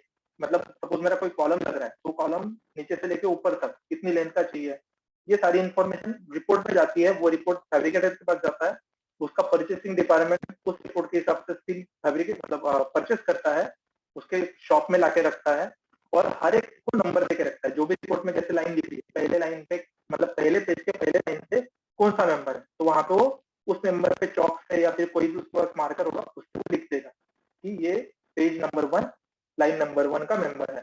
फिर दूसरा लाइन नंबर देगा, दूसरा पेज पे कोई भी मेंबर है तो वैसे लिख के रखेगा। फिर अपनी जो ड्राइंग्स होती है, अपने ड्राइंग्स में एक बॉम आता है, बिल ऑफ मटेरियल, जो मैं बता रहा हूँ BOM, बिल ऑफ मटेरियल। उसका मीनिंग क्या होता है कि आपने जो मटेरियल लिया हुआ है, मतलब जो भी मेंबर है उसकी लेंथ कितनी है वो बॉम में रिफ्लेक्ट होगी। सपोज आपने W14 मतलब W10 का बीम यूज कर रहे हो, तो W10 का बीम का ऊपर वहां पे नोटेशन आएगा सेक्शन साइज, उसके बाद वहां पे उसकी सेक्शन साइज लिख के आएगी और सेक्शन साइज के बाद उसकी लेंथ लिख के आएगी, पीस मार्क लेंथ, उसका वेट, सब कुछ वो बॉम्ब में लिख के आएगा। मैं आपको डॉक्यूमेंट दिखाऊंगा, ठीक है, ये चीज आप ध्यान में रखो बॉम्ब। फिर उस जो कॉलम है या फिर जो भी डब्ल्यू शेप है उस पर अगर प्लेट अटैच हो रही है तो वो प्लेट का मटेरियल भी या उसका जो भी क्या होता है डिस्क्रिप्शन है वो बॉम्ब में लिख के आएगा, लाइन बाय लाइन लिख के आएगा। तो वो ड्राइंग और उसके आगे फिर आपका एबीएम नंबर भी लिख के आएगा कि ये जो मेंबर यूज हो रहा है वो उस रिपोर्ट में कहाँ पे लिखा हुआ है, एबीएम नंबर। तो वो एबीएम नंबर जब ये ड्राइंग जाएगी तो एबीएम नंबर वो पहले चेक करेगा, फिर उसके हिसाब से शॉप में से ड्राइंग उठाए मतलब मेंबर उठाएगा और फिर उससे फैब्रिकेट करना चालू करेगा। ओके, तो बॉम्ब मतलब बिल ऑफ मटेरियल। ये बिल ऑफ मटेरियल आपके 2D शीट्स पे होता है, ठीक है। देखते हैं हम लोग कैसा है। फिर आता है bevel, the slope of line with respect to another line. मतलब कैसा है कि आप अभी मेंबर जब कट करते हो आप, है ना, सपोज ये मेरा एक एचएसएस है, हम लोग हैंडल बना रहे हैं, ऐसे सोचो कॉर्नर के हैंडल बना रहे हैं, है ना, और यहाँ पे ऐसे कॉर्नर बन रहा है। तो बेवल मतलब क्या है कि दो मेंबर्स को आप लोग कैसे ज्वाइन करते हो। कभी कभी ऐसी चीज भी होती है, देखो एक मेंबर ऐसे कटेगा, ये एक मेंबर है, इसको हम लोग ऐसे काटेंगे, और जो दूसरा मेंबर है इसको भी यहाँ से काटेंगे, और यहाँ पे फिर हम लोग करेंगे दो मेंबर्स को कट, ठीक है। तो ये जो पार्ट रहेगा ये नेग्लेक्टेड पार्ट रहेगा। तो ये जो लाइन है ये होती है बेवल लाइन, ठीक है, मतलब स्लोप में कटी हुई लाइन। सपोज कभी कभी देखो आप लोगों ने घर बने, ऐसे घर देखे हैं, है ना, ऐसे घर होता है, करेक्ट, ऐसे। तो यहाँ पे देखो, तो ये हो जाता है उसका स्लोप, मतलब बेवल में आपको स्लोप दिख रहा है ना, ये हो गया स्लोप, ठीक है। और जब मैं सामने से इसको देखूंगा तो यहाँ पे आपको समझ में आएगा ये होती है आपकी बेवल लाइन। मतलब आप देख सकते हो मेंबर को आप लोग अगर तिरछे से काटते हो, अगर मेरा कॉलम है सपोज, और उसको मैं अगर तिरछे से काटता हूँ ऐसे, तो ये मेरा हो जाता है बेवल, ठीक है। उसके बाद है GOSL, gauge on a single angle. जैसे मैंने बताया कि देखो GOSL ना, ये देखो ये मेरा एंगल था, करेक्ट, एंगल के इस पार्ट को हम लोग बोलते हैं हिल, ठीक है, ये हिल है। हिल से आपकी बोल्ट लाइन कहाँ पे है, इसको बोलेंगे हम लोग आउटस्टैंडिंग, ये कौन सा, gauge on a single angle, ये गेज लाइन। तो ये हो गया आपका GOSL, ये GOL, सेम चीज है, ठीक है, गेज ऑन अ लाइन दोनों से। HS बोल्ट देखो, हाई स्ट्रेंथ बोल्ट, अब ये बोल्टिंग के टर्म्स में यूज होती है। हाई स्ट्रेंथ बोल्ट मतलब RCSP के हिसाब से, मतलब जैसे मैंने ASTM में बताया है ना, American society for testing materials, उन्होंने कुछ डिफाइन करके रखी है कि बोल्ट की स्ट्रेंथ कितनी होनी चाहिए। 3/4 डाया का बोल्ट, फिर क्या बोलते हैं 1 इंच का डाया का बोल्ट, 7/8 इंच का डाया का बोल्ट, 1/4 डाया का बोल्ट, इनकी स्ट्रेंथ कितनी होनी चाहिए ये उन्होंने डिफाइन करके रखी है। तो HS बोल्ट मतलब हाई स्ट्रेंथ बोल्ट, फिर ध्यान में रखो HS बोल्ट हाई स्ट्रेंथ, ठीक है। OSL, outstanding leg on, outstanding leg of an angle. अब OSL का मीनिंग क्या है कि सपोज मेरा यहाँ पे W लग रहा है, बराबर, और W में हम लोग क्या कर रहे हैं, यहाँ पे कनेक्शन कर रहे हैं, एंगल कनेक्शन है, और यहाँ पे आपका कुछ जो भी मेंबर्स है वो मेंबर, ठीक है, एक मेंबर दूसरे के साथ बोल्टिंग हो रहा है। तो एंगल का ये जो लेग है जो आपके W कॉलम पे लग रहा है, इसको हम लोग बोलेंगे OSL, और ये हो गया वेब लेग, ठीक है, ये वेब लेग हो जाता है, ये OSL होता है। मतलब जो आउटसाइड लेग है जो किसी चीज पे लग रहा है उसको हम लोग OSL बोलेंगे, ठीक है, outstanding leg of an angle, ऐसा। फिर RD, running dimension. Running dimension क्या है कि आपको मैं उसका एग्जांपल ही दिखा देता हूँ।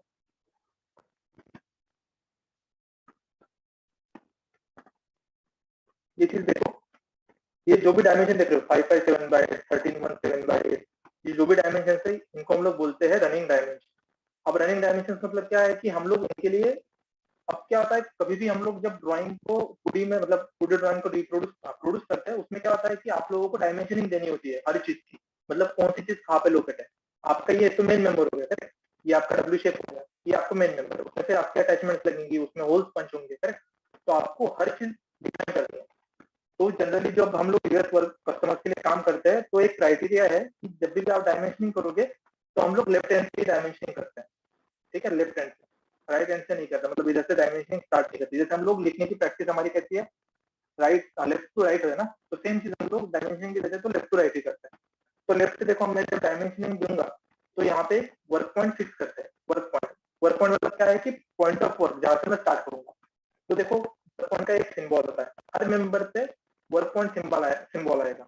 यहाँ पे देखो ये वर्क पॉइंट सिंबल कैसे डिनोट किया जाता है, इससे, ठीक है, एक लाइन और फिर सर्कल, दो बीच में लाइन, ब्लैक पार्ट और व्हाइट पार्ट। और जब भी मैं डायमेंशन दूंगा तो डायमेंशन देखो ये जो दिख रहा है आपको, अब ऐसे लाइन आए करूंगा नहीं, चाहे तो मैं ऐसे भी कर सकता था डायमेंशन देने के टाइम पे। तो इसका मीनिंग क्या है, डायमेंशन का ये। अब जब ये आप देख रहे हो कि इस पॉइंट से मेरी जो पहली प्लेट लगी हुई है वो कितने पे लगी हुई है, 5/7/8, मतलब 5 फीट 5 इंच 7/8 पे लगी हुई है। और जो दूसरी प्लेट लगी हुई है वो कहाँ पे लगी हुई है, आपके वर्क पॉइंट से 13 फीट 17, एक मिनट,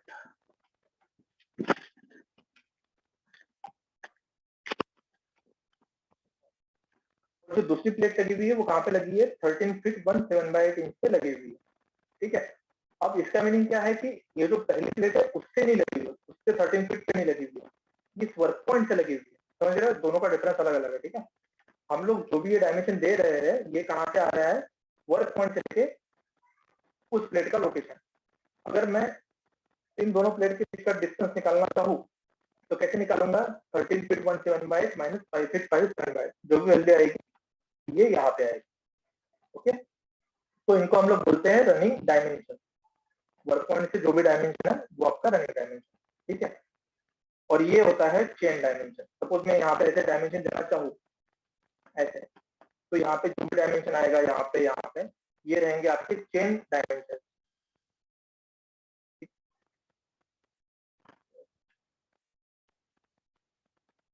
एक मिनट रुक जाओ।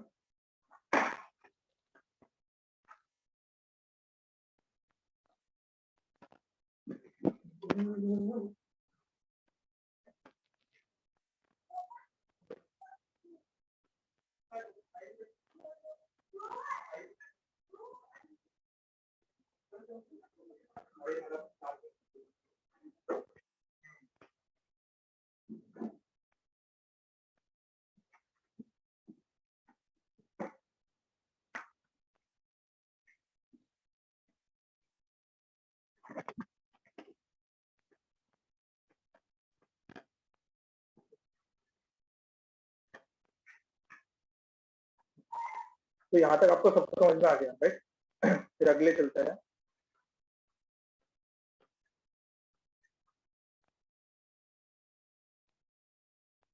आरडी हो गया, short leg vertical, short leg horizontal, same चीज है एलएलबी और एलएलएच जैसी, long leg horizontal, long leg vertical.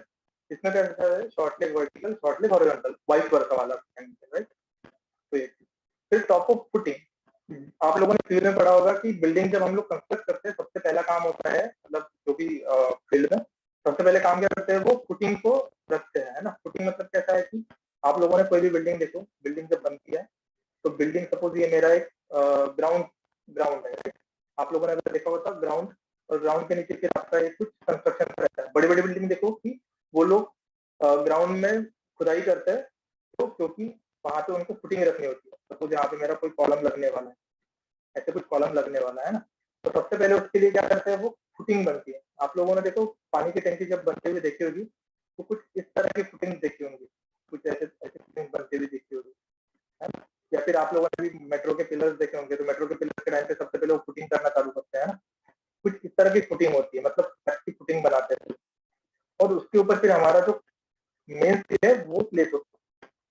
या फिर वो छोड़ो, जैसे आप लोग नागपुर में हाईवे पे जाते हो, है ना, रिंग रोड से या फिर कहीं से जाते हो, तो बीच में देखो एक पोल है, और पोल के नीचे देखो कुछ ऐसे ऐसे पिलर्स है ना, कंक्रीट के पिलर, उनको भी हम लोग फुटिंग बोल सकते हैं, फुटिंग या फिर पियर।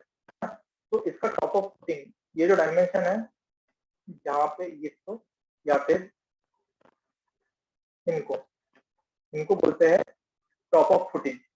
अब टॉप ऑफ फुटिंग और उसके ऊपर से फिर हमारा स्टील खड़े होना चालू होता है। ठीक है, तो ये हो गए टॉप ऑफ फुटिंग। ये मैं कॉन्ट्रैक्ट डॉक्यूमेंट में आपको एक चीज मिल जाएगी।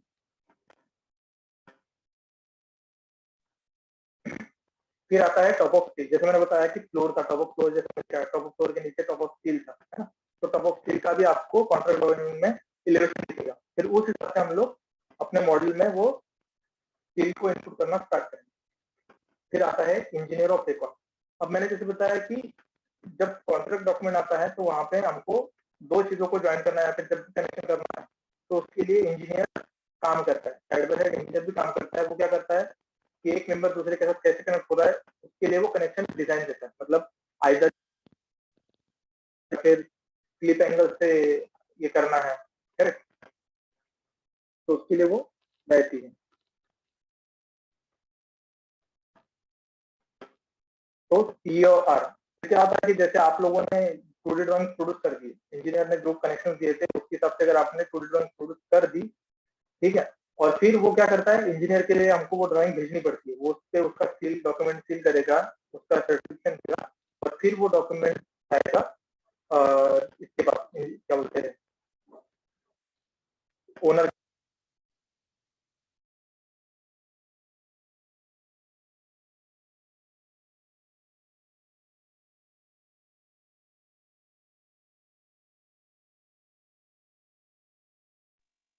सर आपकी आवाज नहीं आ रही।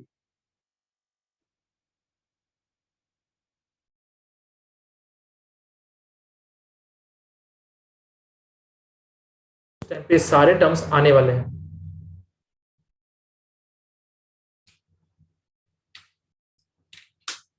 आपको आवाज आ रही है?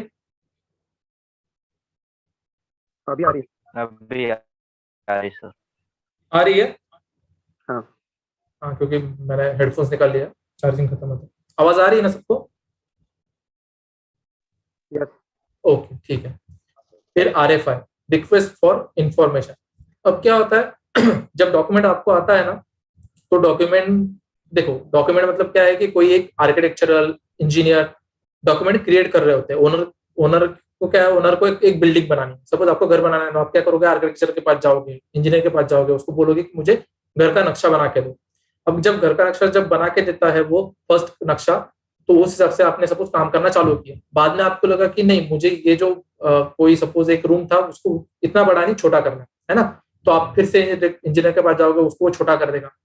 तो क्या होता है कि कुछ कुछ डायमेंशंस इधर उधर होते हैं डॉक्यूमेंट आने के बाद। अभी आप जब काम करना चालू करोगे तो आपको पता चलेगा कि जो मैंने ग्रिड लाइंस बताई थी, ग्रिड लाइंस के बीच में कुछ डायमेंशन दिए थे, है ना, तो आप वहां पे चेक करोगे कि ए से लेके बी का डायमेंशन मुझे 20 फीट दिया हुआ है, और बी से लेके सी का डायमेंशन मुझे 20 फीट दिया है। दोनों के एडिशन कर दूंगा तो कितने हो जाएंगे, 40 फीट। लेकिन जब आर्किटेक्चरल आप रेफर करोगे, मतलब दो डॉक्यूमेंट आपका, स्ट्रक्चरल भी और आर्किटेक्चरल भी, जब आप स्ट्रक्चरल देख रहे हो तो ए से बी और बी से सी 20 फीट पे अलोकेट किए हुए। लेकिन जब आर्किटेक्चर आप रेफर करते हो तो आर्किटेक्चर में आप देखते हो कि ग्रिड लाइन ए से लेके बी और बी से लेके सी, इनका डायमेंशन 18 फीट दिया हुआ, करेक्ट। तो मतलब क्या है कि दोनों डायमेंशन कंफ्लिक्ट है। तो जब आप लोग काम करना चालू करते हैं तो आपको ये भी चीज कवर करनी है कि आप लोगों के डायमेंशन मैच करने चाहिए, मतलब सारी चीजें मैच करनी चाहिए। तो जब भी कभी आपको क्वेश्चन क्रिएट होता है काम करते करते, और उसको आपको क्या है कि उसका सॉल्यूशन आपको चाहिए, तो वो जब आप क्या करते हो, वो जो क्वेश्चन जिस चीज पे लिखते हो वो एक पीडीएफ पे, और वो पीडीएफ आप सेंड करते हो, जिससे भी आपको ड्राइंग्स आई है, या फिर वो ओनर को जाने के लिए या फिर इंजीनियर को जाने के लिए, उनको बोलते हैं हम लोग request for information, RFI। RFI बहुत कॉमन है। जब भी आप काम करोगे इंडस्ट्री में, आपको जब भी क्वेश्चन क्रिएट होंगे, आप लोग RFI क्रिएट करोगे, RFI फिर भेजोगे, फिर RFI ओनर के पास जाएगा, या फिर जो भी इंजीनियर उसके लिए काम कर रहा है, वो इंजीनियर चेक करेगा कि दोनों चीजें सही है, या फिर जहां पे भी RFI, जो भी RFI आपने किया है उसके ऊपर वो सॉल्यूशन देगा, और आपके पास वो इन्फॉर्मेशन आ जाएगी। तो वो जो भी कम्युनिकेशन वाली चीज है उसको हम लोग बोलेंगे RFI, रिक्वेस्ट फॉर इन्फॉर्मेशन। आपने इन्फॉर्मेशन की रिक्वेस्ट की, ठीक है। अब जनरल कॉन्ट्रैक्टर, GC, ये होता है जनरल कॉन्ट्रैक्टर जो काम कर रहा है बिल्डिंग को बनाने के लिए, सारी चीजें, वो जनरल कॉन्ट्रैक्टर, ठीक है, जो बिल्डिंग बना रहा है या फिर इरेक्टर, वो उधर वहां पे काम कर रहा है, जिसके पास वो RFI आप भेज रहे हो, वो होता है जनरल कॉन्ट्रैक्टर। फिर erector, the party responsible for the erection of the structural steel. मैंने आपको बताया कि 3 फील्ड होती है। जब भी आपके पास डॉक्यूमेंट आता है, आप लोग क्या करते हो, उसको मॉडल करते हो, फिर उसके 2D ड्राइंग्स बनाते हो, और फिर आप उसकी प्लान्स बनाते हो। अब इरेक्शन प्लान्स बनाना मतलब क्या है, जैसे भी आप कॉन्ट्रैक्ट ड्राइंग में जैसे तरह के प्लान दिख रहे थे, वैसे ही प्लान आप क्या करोगे, आपने जो भी 3D मॉडल बनाया उसके प्लान्स बनाओ। ये प्लान्स क्यों बनाते हैं, जैसे आपका 3D मॉडल आपके सॉफ्टवेयर में दिख रहा है, वैसा का ही स्ट्रक्चर आपके फील्ड में दिखना चाहिए, है ना। तो फील्ड में जो इरेक्टर काम करेगा वो आपकी ड्राइंग रीड करेगा, वो चेक करेगा कि ए ग्रेड पे कौन सा कॉलम रखा हुआ है, बी ग्रेड पे कौन सा कॉलम रखा हुआ है, उन दोनों कॉलम के बीच में कौन सा मेंबर लग रहा है ना। वो सारी चीजें उसको कहाँ से समझ में आएगी, आपके डॉक्यूमेंट से समझ में आएगी। तो वो होता है इरेक्टर। फिर वो इरेक्टर उनको प्लेस करेगा क्रेन के हिसाब से, ठीक है।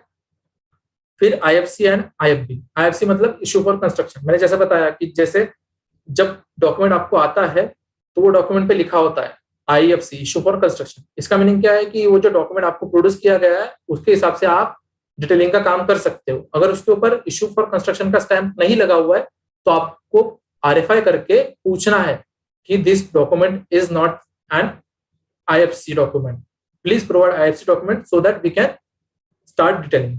विदाउट IFC डॉक्यूमेंट आप डिटेलिंग स्टार्ट नहीं कर सकते। वहां पे लिखा होता है इशू फॉर बिड, सपोज उसके ऊपर अगर लिखा हुआ है इशू फॉर बिड, तो सिर्फ ये बिडिंग के लिए गया हुआ है, मतलब ये डॉक्यूमेंट जो प्रोड्यूस किया हुआ है जो भी इंजीनियर ने या फिर कॉन्ट्रैक्टर ने, ये सिर्फ बिडिंग पर्पस के लिए ओपन है, इससे आप कंस्ट्रक्शन नहीं कर सकते। ठीक है, ऐसी चीज है।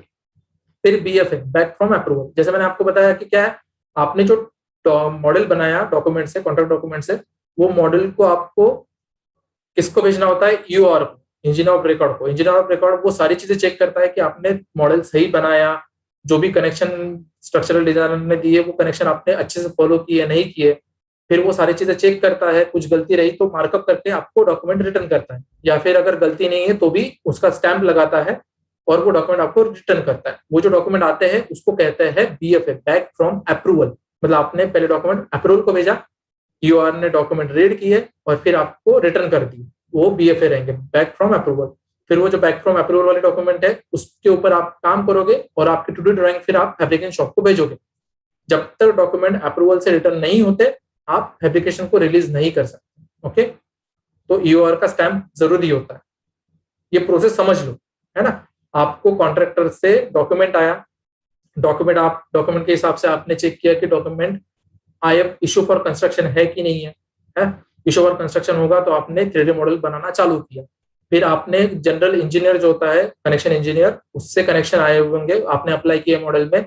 फिर आपने 2D ड्राइंग प्रोड्यूस की और वो जो जितने भी 2D ड्राइंग्स थी या फिर इरेक्शन ड्राइंग्स थी, आप लोगों ने क्या किया, उसको EOR को सेंड किया। किसके लिए, फॉर अप्रूवल के लिए, उसका अप्रूवल लेने के लिए। फिर अप्रूवल वो EOR क्या करता है, जो भी कॉन्ट्रैक्ट डॉक्यूमेंट, जो भी इंजीनियर के कनेक्शन है उनको चेक करेगा, उसके हिसाब से आपकी ड्राइंग चेक करेगा। ये सारी चीजें अगर मैच होती है या फिर सही है तो आपको वो स्टैम्प करके देगा आपके डॉक्यूमेंट्स के ऊपर। फिर वो डॉक्यूमेंट्स आएंगे जिसको हम लोग कहेंगे BFA, बैक फ्रॉम अप्रूवल। फिर वो जो डॉक्यूमेंट्स आपके आएंगे, अगर कुछ कमेंट्स है वो आप मॉडल में अपडेट करोगे, अगर कुछ कमेंट्स नहीं है तो जो भी आपकी ड्राइंग्स है उनको फिर आप क्या करोगे, सेंड करोगे फैब्रिकेशन के लिए। ठीक है, ये होगी प्रोसीजर। और फिर उस ड्राइंग से वो फैब्रिकेशन शॉप वाला मेंबर्स को फैब्रिकेट करना चालू करे। ओके, फिर होता है SSLH, शॉर्ट स्लॉट होल। ये बोल्टिंग, मतलब कोई भी मेंबर में अगर होल आप पंच कर रहे हो तो वो सर्कुलर है या फिर शॉर्ट स्लॉट है ना। जैसे आप देखो, अगर ये मेरा कोई एक HSS है तो इसमें अगर होल, ये होता है स्टैंडर्ड राउंड होल, मतलब एग्जैक्टली सर्कुलर। ठीक है, फिर ये होगा आपका शॉर्ट स्लॉट होल। फिर कुछ ऐसे दिखेगा आपको लॉन्ग स्लॉट होल। ठीक है, और फिर बाद में कुछ ओवर साइज होल आता है। ये हम लोग जब बोल्टिंग पढ़ेंगे उस टाइम पे आपको ये चीज कवर होने वाली है। लेकिन SSLH का मीनिंग क्या है, short slot hole. Short SL मतलब स्लॉट और H मतलब होल। LSLH का मीनिंग क्या है, लॉन्ग स्लॉट होल। मतलब अगर आपको बोला गया है डॉक्यूमेंट की यहाँ पे लॉन्ग स्लॉट आने चाहिए तो वहां पे वो लिखेगा कि LSLH, ऐसा लॉन्ग स्लॉट होल। हमने वर्क पॉइंट फिर से देख लिया था, वर्क पॉइंट का फिर से यहाँ पे जिक्र किया तो देखो वर्क पॉइंट। फिर UNO, अनलेस नोटेड अदरवाइज। अब क्या है कि जब आप डॉक्यूमेंट, आपके पास कॉन्ट्रैक्ट डॉक्यूमेंट आता है तो कॉन्ट्रैक्ट डॉक्यूमेंट में आपको 100 मेंबर, सपोज ये मेरे पास एक डॉक्यूमेंट है ना, एक पेज है, उसमें क्या रहेगा, ग्रिड लाइंस दी हुई रहेंगी कुछ ऐसी। सपोज ये ग्रिड लाइंस है, करेक्ट, दिखाता हूं, ऐसे कुछ ग्रिड लाइंस है। और यहाँ पे फिर क्या रहेगा, यहाँ पे कॉलम प्लेस रहेगा, यहाँ पे कॉलम रहेगा, इसके बीच में कुछ मेंबर्स रहेंगे, है ना। ये उसने मेंबर्स लगा दिए, ये मेंबर्स ऐसे कंसिडर करो। और उसने यहाँ पे नोट्स लिखे हुए। नोट्स में क्या लिखा है कि ये जो भी मेंबर्स है यहाँ पे लिखा है ऑल स्टील। अब यहाँ मैं लिख के देता हूँ ऐसा, यहाँ पे लिखा है कि all top of steel is 14 feet UNO। इसका मीनिंग क्या हो गया कि जो भी यहाँ पे जितने भी मेंबर्स आपको प्लान्स पे दिख रहे हैं वो क्या रहेंगे, 14 फीट पे उसका टॉप रहेगा। समझ में आ रहा है कि वो जितना भी स्टील है उसका टॉप जो है वो कितना है, 14 फीट। लेकिन इस प्लान में एक मेंबर ऐसा भी है, एक मेंबर इसके ऊपर लिखा हुआ है, इसके ऊपर लिखा हुआ है एलिवेशन 13 फीट 2। ठीक है, बाकी किसी भी मेंबर के ऊपर पे कुछ भी एलिवेशन लिखा नहीं है, लेकिन एक ही मेंबर ऐसा है कि जिसके ऊपर लिखा हुआ है 13 फीट 2। तो ये जो स्टेटमेंट रहेगा, all top of steel elevation is 14 feet UNO unless noted otherwise. इसका मीनिंग क्या होता है कि अगर प्लान में एलिवेशन लिखा हुआ है तो वो एलिवेशन फॉलो करो, ठीक है, उस मेंबर के लिए, और बाकी मेंबर्स के लिए फिर आप जो अगर लिखा हुआ नहीं है तो आप ये जो 14 फीट वाला एलिवेशन है ये फॉलो कर सकते हैं, ठीक है। ये चीज बहुत समझना जरूरी है, क्योंकि आप कॉन्ट्रैक्ट डॉक्यूमेंट देखोगे तो UNO बहुत सारी जगह पे नोटेड होता है। क्या है कि आपको वो हर मेंबर के लिए एलिवेशन लिखते नहीं बैठेगा ना, वो अगर सपोज यहाँ पे 15 मेंबर्स है और 15 मेंबर में से सिर्फ एक ही मेंबर का एलिवेशन 13 फीट 2 है और बाकी सारे मेंबर्स का एलिवेशन क्या है 15 फीट है, तो वो क्या करेगा, एक ही नोट में उसका काम हो जाएगा कि all beam elevations are 15 feet, और सिर्फ एक ही बीम रहेगा उसका एलिवेशन रहेगा 13 फीट 2। समझ में आ गया, अनलेस नोटेड अदरवाइज। ऐसा ये चीज समझ में आ गई सबको? Yes sir. ओके। फिर होता है RTU, रूफ टॉप यूनिट। जैसे मैंने बताया कि देखो कि कोई भी, जब हम लोग डक्ट यूनिट की बात कर रहा था मैं, कि अगर ओपनिंग किसी भी फ्लोर में ओपनिंग आ रही है तो ओपनिंग क्रिएट करने के लिए RTU का यूज होता है, रूफ टॉप यूनिट। मतलब क्या होता है ना कि अगर सपोज कोई भी हैवी यूनिट आपके रूफ पे बैठ रहा है, आप लोगों ने अगर देखा होगा, देखो इलेक्ट्रिकल का जो जनरेटर्स होते हैं, बड़े बड़े जनरेटर्स होते हैं, राइट। अब मॉल में लाइट जब जाती है तब वो जनरेटर्स एक्टिवेट हो जाते हैं और लाइटिंग चालू हो जाती है।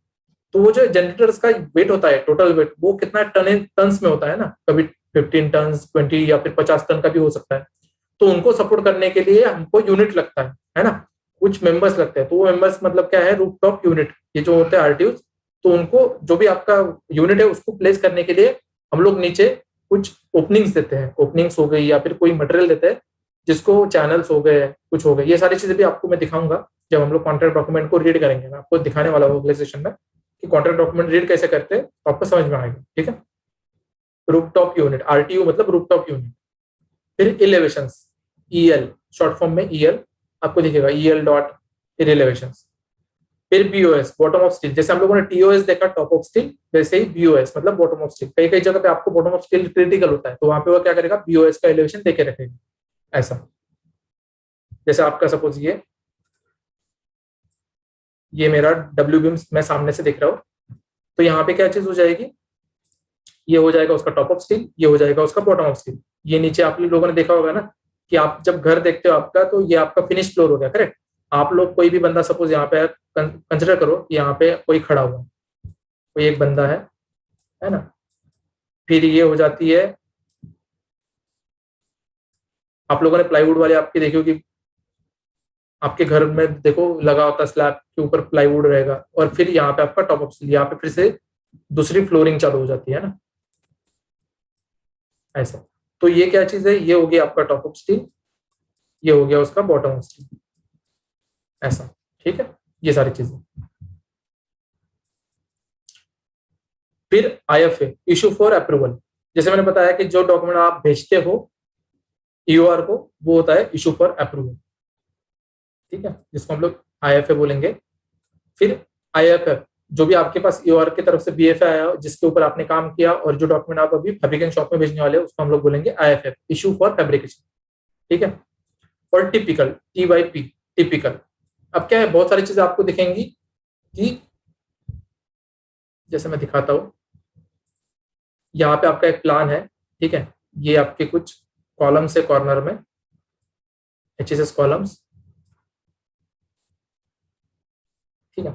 और अभी क्या है कि यहाँ पे आपका स्लैब आने वाला है। अब यहाँ पे आपकी कुछ OS लगने वाली है, ऐसे कंसिडर करो कि EOS है। ये प्लान व्यू दिखा रहा हूं मैं, ठीक है, जस्ट कंसिडर करो। अब मैं यहाँ पे एक सेक्शन कट कर देता हूँ, तो सेक्शन आपको कैसे दिखेगा कि ये मेरा W है, और मैंने EOS की बात की थी। यहाँ पे आपकी बेंटलेट या फिर जो भी एंगल है, ये एंगल ऐसे लगा हुआ है, तो ये स्लैब है, करेक्ट। यहाँ पे डेक आ गया, ऐसे, ये आपका स्लैब है। तो ये होगी आपकी EOS, है ना, ये व्यू। अब देखो मैंने ये जो एरो दिखाया है ऐसे, तो मतलब मैंने क्या है कि सेक्शन किस तरफ से देख रहा हूँ, सेक्शन को कैसे काट रहा हूँ और किस तरफ से देख रहा हूँ। तो यहाँ पे एक सपोज मैंने सेक्शन नंबर दिया 1, अब यहाँ पे अगर मैंने ऐसी चीज लिखी, यहाँ पे सेक्शन काटा और यहाँ पे 1 टिपिकल लिखा, क्या यहाँ पे मैं सेक्शन मार्क और 1 टिपिकल, अगर मैंने ऐसा लिखा तो 1 टिपिकल का मीनिंग क्या है कि जो मेरा 1 वाला सेक्शन था, अब यहाँ का जो ईओएस है ना, यहाँ पे जब आप प्लान देखोगे तो प्लान में ये ईओएस आपको लिखा हुआ रहेगा, यहाँ पे आपको ईओएस सेंटर लाइन से लेके इस लाइन का ईओएस सपोज यहाँ पे आपको लिखा हुआ है 4 और यहाँ का ईओएस लिखा हुआ है कितना 6 या फिर 7 लिखा हुआ है, 7 कंसीडर करो, ठीक है 7। अब देखो दोनों यूएस अलग अलग है, मतलब यूएस की बात क्या कर रहा हूं, ये चीज क्या है, ये यूएस एक जगह पे 4 है और एक जगह पे कितना है 7, है ना। तो जब हम इसका सेक्शन काटेंगे तो हम लोग यहाँ पे सिर्फ क्या लिखेंगे, यूएस लिखेंगे, वैल्यूज नहीं लिखेंगे सेक्शन में, यहाँ पे सिर्फ यूएस ऐसे लिख देंगे और लिखेंगे कि रेफर प्लान। अब यहाँ पे जब मैं सेक्शन मार्किंग प्लान में करूंगा तो यहाँ पे मैं लिखूंगा 1 और यहाँ पे लिखूंगा 1 टिपिकल।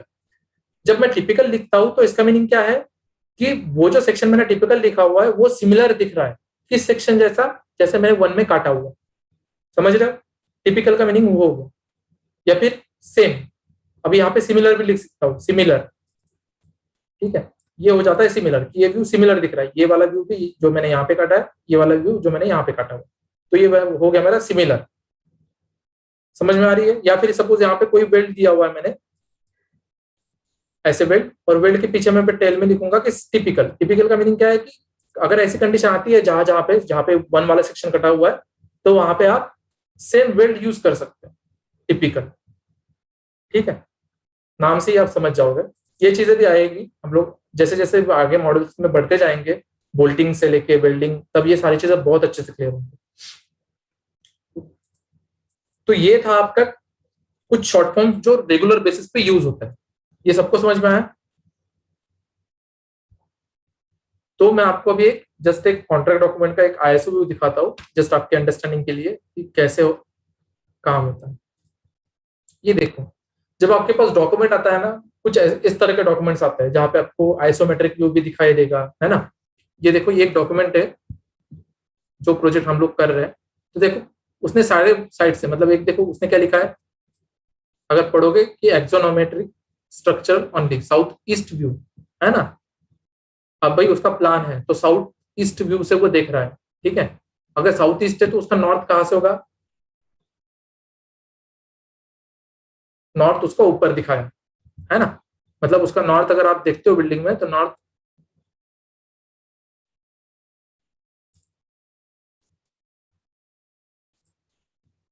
ये ऐसे कुछ नॉर्थ होगा, है ना।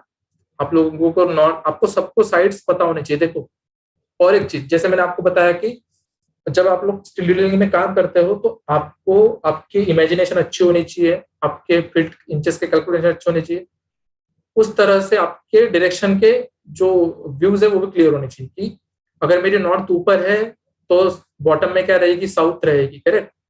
ईस्ट और वेस्ट सबको पता है, ईस्ट कौन सी साइड है, वेस्ट कौन सी है ना। ये आपकी सपोज ईस्ट होगी तो ये हो जाती है वेस्ट। सबने देखा होगा कि मतलब टॉप में अगर नॉर्थ है तो मुंबई की साइड में हो गया वेस्ट, है ना, कोलकाता साइड होगी ईस्ट, बॉटम साइड में सपोज आपका कन्याकुमारी है तो आपका साउथ, है ना। उस तरह सबने पढ़ा हुआ है जो भी वैल्यूज है। तो ये जब साउथ ईस्ट व्यू बता रहा है तो साउथ ईस्ट कौन सा हो गया, ये मेरा अगर ईस्ट है तो साउथ ईस्ट व्यू से वो चेक कर रहा है, ये मेरा नीचे का साउथ था, है ना, तो साउथ ईस्ट व्यू से वो देख रहा है, ठीक है ऐसा। तो ये व्यू है, जब इसके आप प्लान्स देखोगे तो प्लान्स में ये व्यू आपको समझ में आएगा। तो देखो ये बिल्डिंग है कुछ इस तरह से, तो इसमें हमारा काम देखो, ये बिल्डिंग देखो कैसे बन रही है, कुछ स्टील से बन रही है, कुछ उसकी स्लैब मतलब सिर्फ कंक्रीट है, तो कंक्रीट का वर्क हमारा नहीं होता है। ये जितना भी कंक्रीट आपको दिख रहा है ये कंक्रीट का व्यू हमारा नहीं है, जो भी आपको स्टील दिख रहा है ये स्टील आप हमारे काम का है, ठीक है।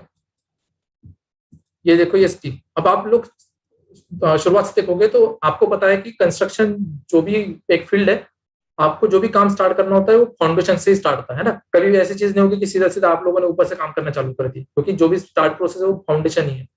तो आपको सबसे पहले फाउंडेशन चेक करना होता है। अब फाउंडेशन से मतलब क्या है कि अभी ये कॉलम देखो, ये चीज होगी, ये कॉलम वर्टिकल मेंबर मतलब कॉलम, हॉरिजॉन्टल मेंबर हो गया मेरा बीम्स, इसके बीच में कुछ देखो ऐसे क्रॉस फ्यूज भी दिख रही है, ये कुछ क्रॉसेस है, इनको हम लोग बोलेंगे ब्रेसेस, है ना, जो प्रेस कर रही है मेरे उस बे को।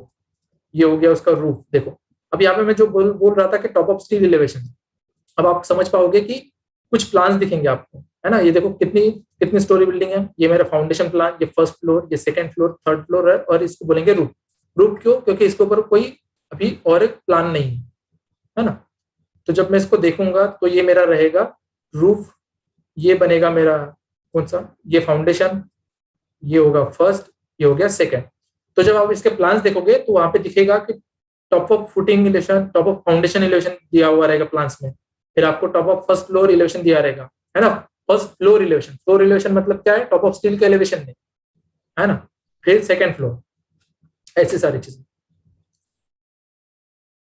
यहां तक सबको समझ में आया? जितना भी स्टील आपको दिख रहा है यही हमारा स्कोप रहेगा, इसके अलावा हमारा कोई स्कोप नहीं होता, ठीक है। फिर हमको जो भी डॉक्यूमेंट आपको दिया हुआ है उस डॉक्यूमेंट, अभी ये देखो ये एक प्रोजेक्ट था।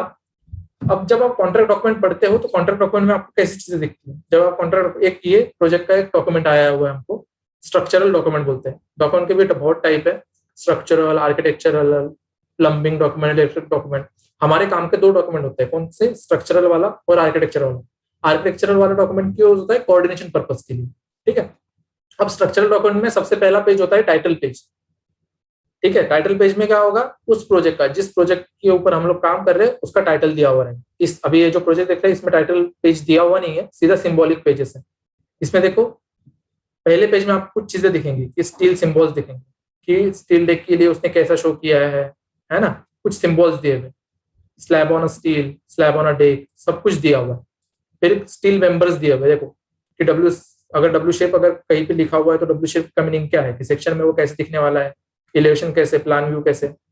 तो सारे नोटेशन, जो भी नोटेशन आपके डॉक्यूमेंट पे यूज होने वाले हैं वो आपको पहले पेज पे दिख जाएंगे, है ना। जितना भी सिंबल्स यूज हो रहा है, या फिर सपोज स्ट्रक्चरल ड्राइंग एब्रिविएशन, जैसे आपने अभी देखो, जैसे मैंने आपको शॉर्ट फॉर्म्स बताया, कुछ शॉर्ट फॉर्म्स आपको पहले पेज पे दिए हुए रहेंगे। मतलब जो भी आपको डॉक्यूमेंट में आगे जाके दिखने वाले हैं, कहीं पे अगर आप आगे जाके प्लान्स में लिखा हुआ है कि एडीसी, एडीजे लिखा हुआ है तो उसका मीनिंग क्या रहेगा? एडजेसेंट।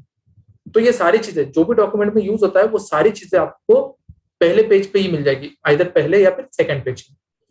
अभी देखो यहाँ पे स्ट्रक्चरल डॉक्यूमेंट का इंडेक्स भी दिया हुआ है कि जो स्ट्रक्चरल डॉक्यूमेंट्स है उसमें कितने टोटल पेजेस हैं। तो पहले पेज पे देखो क्या लिखा हुआ है, पहले पेज पे आपको दिखेगा एब्रिविएशन एंड सिंबल, दूसरे पे जनरल नोट्स, तीसरे पे जनरल नोट्स, फिर कुछ स्पेशल इंस्पेक्शन, और फिर देखो नीचे लिखा हुआ है S100 से ओवरऑल फाउंडेशन प्लान।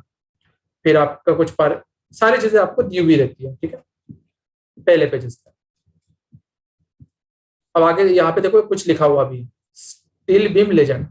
मतलब जब आप प्लान्स को रेफर करोगे, है ना, फर्स्ट फ्लोर सेकंड फ्लोर, तो उसमें आपको देखो कुछ ऐसी चीजें दिखेंगे कि बीम लिखा हुआ है। ये देखो 30K, है ना। ये जो के में बता रहा था ये होता है किप्स, जो हम लोगों ने देखा जब हम लोग किप्स पढ़ रहे थे, तो ये 30K। तो ये एंड रिएक्शंस है कि इस बीम के एंड्स में कौन सी रिएक्शन आने वाली है ना। ये सारा बीम्स के उसने लेजेंड देके रखा है कि अगर आपको डॉक्यूमेंट में ऐसे सारी चीज दिखती है तो इसका मीनिंग क्या रहेगा, है ना। कि बीम की सेक्शन साइज, फिर कैम्बर होने वाला है कि नहीं है। 20 मतलब क्या है कि उस बीम के ऊपर स्टड्स लगने वाले हैं। ये कुछ सिंबल है, इस सिंबल का मीनिंग होता है मूवमेंट कनेक्शन। तो ये सारी चीजें हम लोग पढ़ेंगे, लेकिन सिर्फ मैं डॉक्यूमेंट में बता रहा हूँ।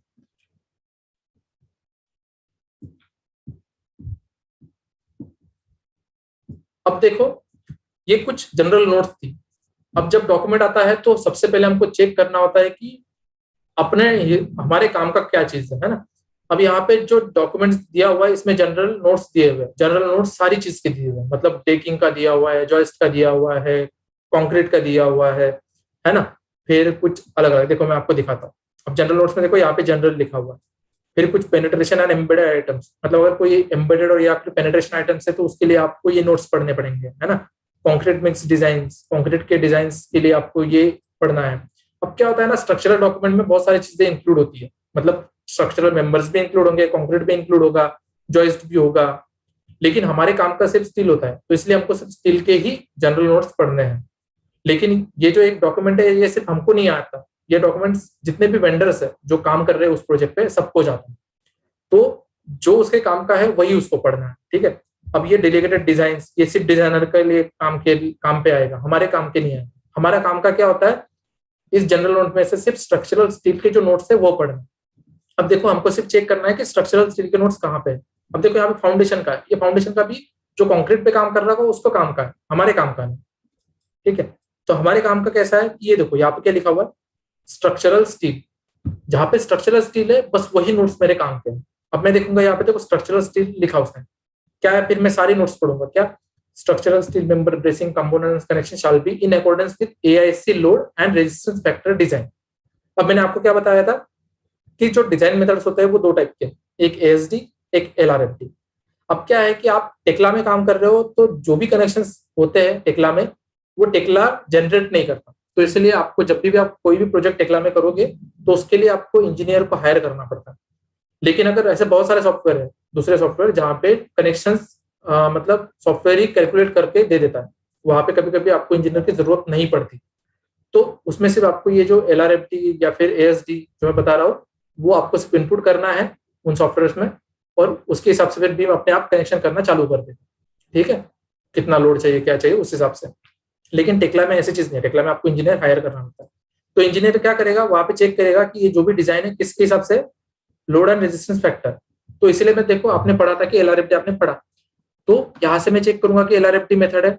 तो मैं जब उसको क्या बोलते हैं प्रिलिमिनरी क्वेश्चन भेजूंगा जॉब के, तो वहां पे लिखूंगा कि LRFD डिजाइन। तो इंजीनियर क्या करेगा, LRFD डिजाइन के हिसाब से कनेक्शन डिजाइन करेगा और आपको भेजेगा।